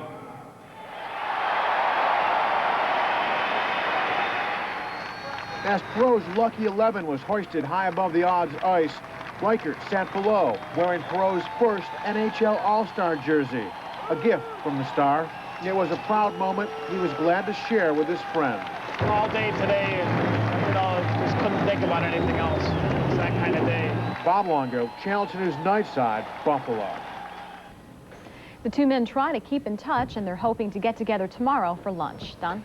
Lori, the Persian Gulf crisis isn't scoring any points with Buffalo taxi drivers. Rising gasoline prices are hitting the cabbies right in their fare box. They're hoping the Buffalo Common Council. In Nightside Sports. WGRZ presents Your Health Today. This segment on becoming part of a healthcare team is brought to you by Home Care Support Services. Where can you get a job with no experience and be trained as part of a healthcare team and work your own hours? At Home Care Support Services, HCSS provides short-term and long-term home health support. You can work flexible hours, receive free training, earn a great salary, and help people in your own community. We're looking for nurse aides, home health aides, and personal care aides. But the people you'll be working with are looking for friends. For more information about job opportunities, call the HCSS at any one of these numbers. Your Health Today is an ongoing series by WGRZ-TV and Home Care Support Services. Monday through Friday at 6 p.m. Listen for Channel 2 News, broadcast live on Business Radio 1520. The new 91 Chevy 4-door S Blazers. Think they can handle it, Granny? They're just as tough as a pine knot. And with a good neighbor Chevy 4-door Blazer, you get better mileage and a bigger engine than either Ford or Jeep. There's plenty of them, too. Selection plus savings. Up to $2,200 cash back and factory savings. Save when you buy. Save at the gas pump. Save now with good-looking 4-door Blazers from your good neighbor Chevy Geo dealers. Don't you buy no ugly truck. Throughout America, people are always watching the weather, and it's noticed when someone's doing something about that weather. The York Stellar Plus high-efficiency furnace is the heart of your York dealer's total comfort system that'll help bring nice days indoors. And it was seen that the Franklins who like their comfort and are as economy-minded as anyone around are doing just that. York makes you feel good inside. Until November 30th, 1990, get a free 5-year comfort assurance warranty. Contact Mel Schmidt Heating and Cooling. Well, not many people achieve what Gilbert Perreault achieved in his career. That's right, and it, took a little while for everything to mesh together so that he could receive the kind of night that he deserves. But he got it. But he got it. It finally happened, and it was a lot of fun for everybody. I think it took a little longer than it should have, but the thank you from the Sabres and their fans to Gilles Perreault tonight was worth the wait. The greatest player ever to wear a Sabres uniform received a 3.5-minute standing ovation as he walked to center ice to greet his family. Seymour and Northrop Knox were there, General Manager Jerry Meehan and MC Ted Darling. Perreault received a beautiful silver hockey stick from the Knoxes. He also received a family trip to Disneyland from the current Sabres players. He also received a framed game jersey from the Sabres alumni, and after some well-chosen words from the recent NHL Hall of Fame inductee, a banner representing the retirement of Perreault's number 11 hoisted to the rafters, a first in the Sabres history. And a little bit later on, Gilbert was asked by a horde of media just off the ice what kind of night it was. Well, probably one of the top, I mean, I was gone for, 4 years, almost 4 years, and coming back, it's a great feeling, great thrill, Gilbert, what did you to be back at the yacht.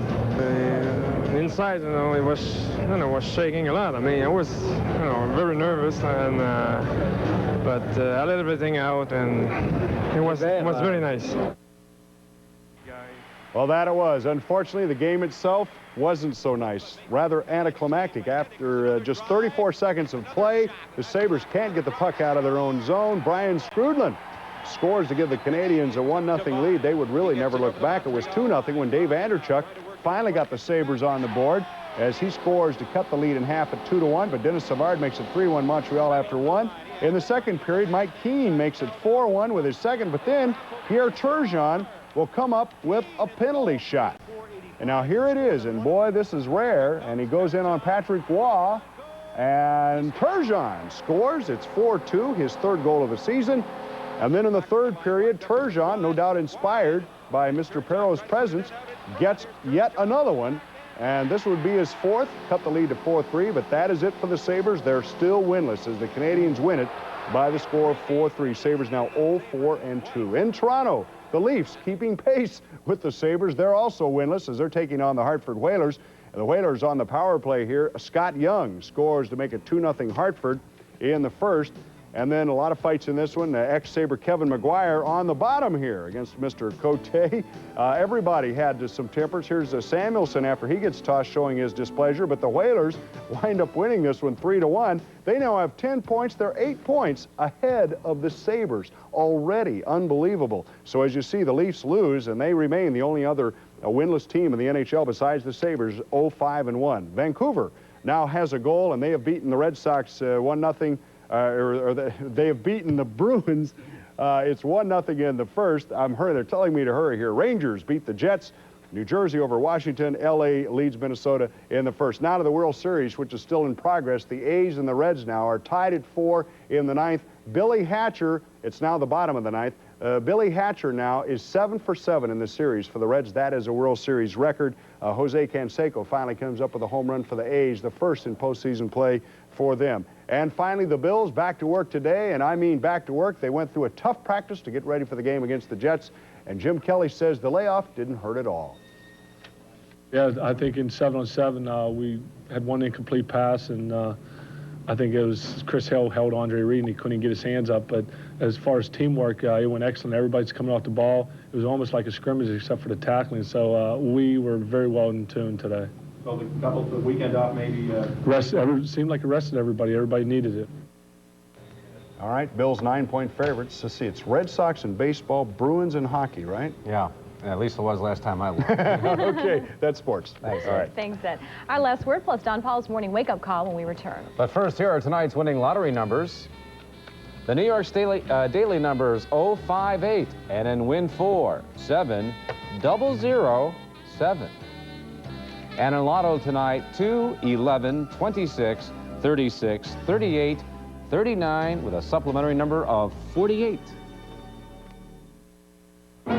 Toyota's back in the news this week. The new 1991 Toyotas begin arriving at dealer showrooms. Crowds are flocking to America's best-selling import cars. But the big news is the Toyota Celica with a standard safety airbag. Plus, the stylish Celica has low fuel costs. And right now, Toyota Celica is surprisingly affordable. Toyota dealers are doing their best to make Toyota an even better value. Why the rush? Smart car buyers know that their Toyota dealers' big news ends soon.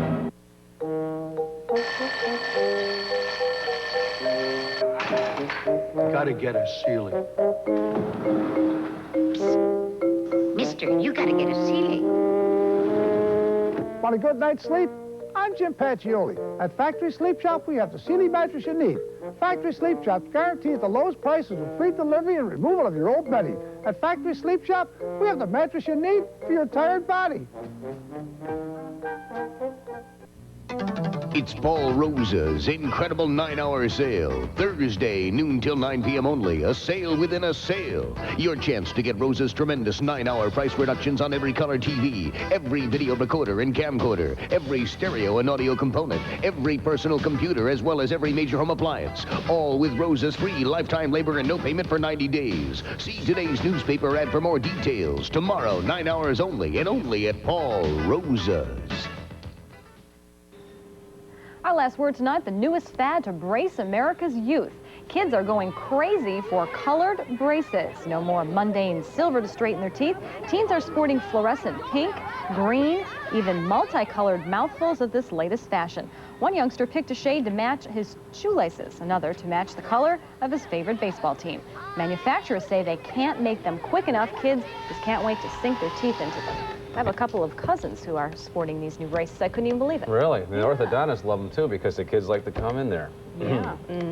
I think I'll go. I didn't when I was a kid. Weather tomorrow morning. Okay, I think the heavier showers will hold off until late morning, so tomorrow morning just be warm and a few showers around. And windy. That's Channel 2 News Nightside. Thanks for watching. The Tonight Show is next. Next local news at 1 a.m. on Channel 2, your 24-hour news station. Good night. It's Norton. Is it true 97 Rock plays 10-song music marathons every hour? Hey, if we don't, we pay you $10,000. Carl Russo, 10 songs in a row every hour? How does 97 Rock do it? It takes Buffalo's biggest music library, and 97 Rock's got it. Well, how big is it? How big? Pretty big. 97 Rock with 10-song music marathons every hour, or we'll pay you $10,000. And these are just the A's.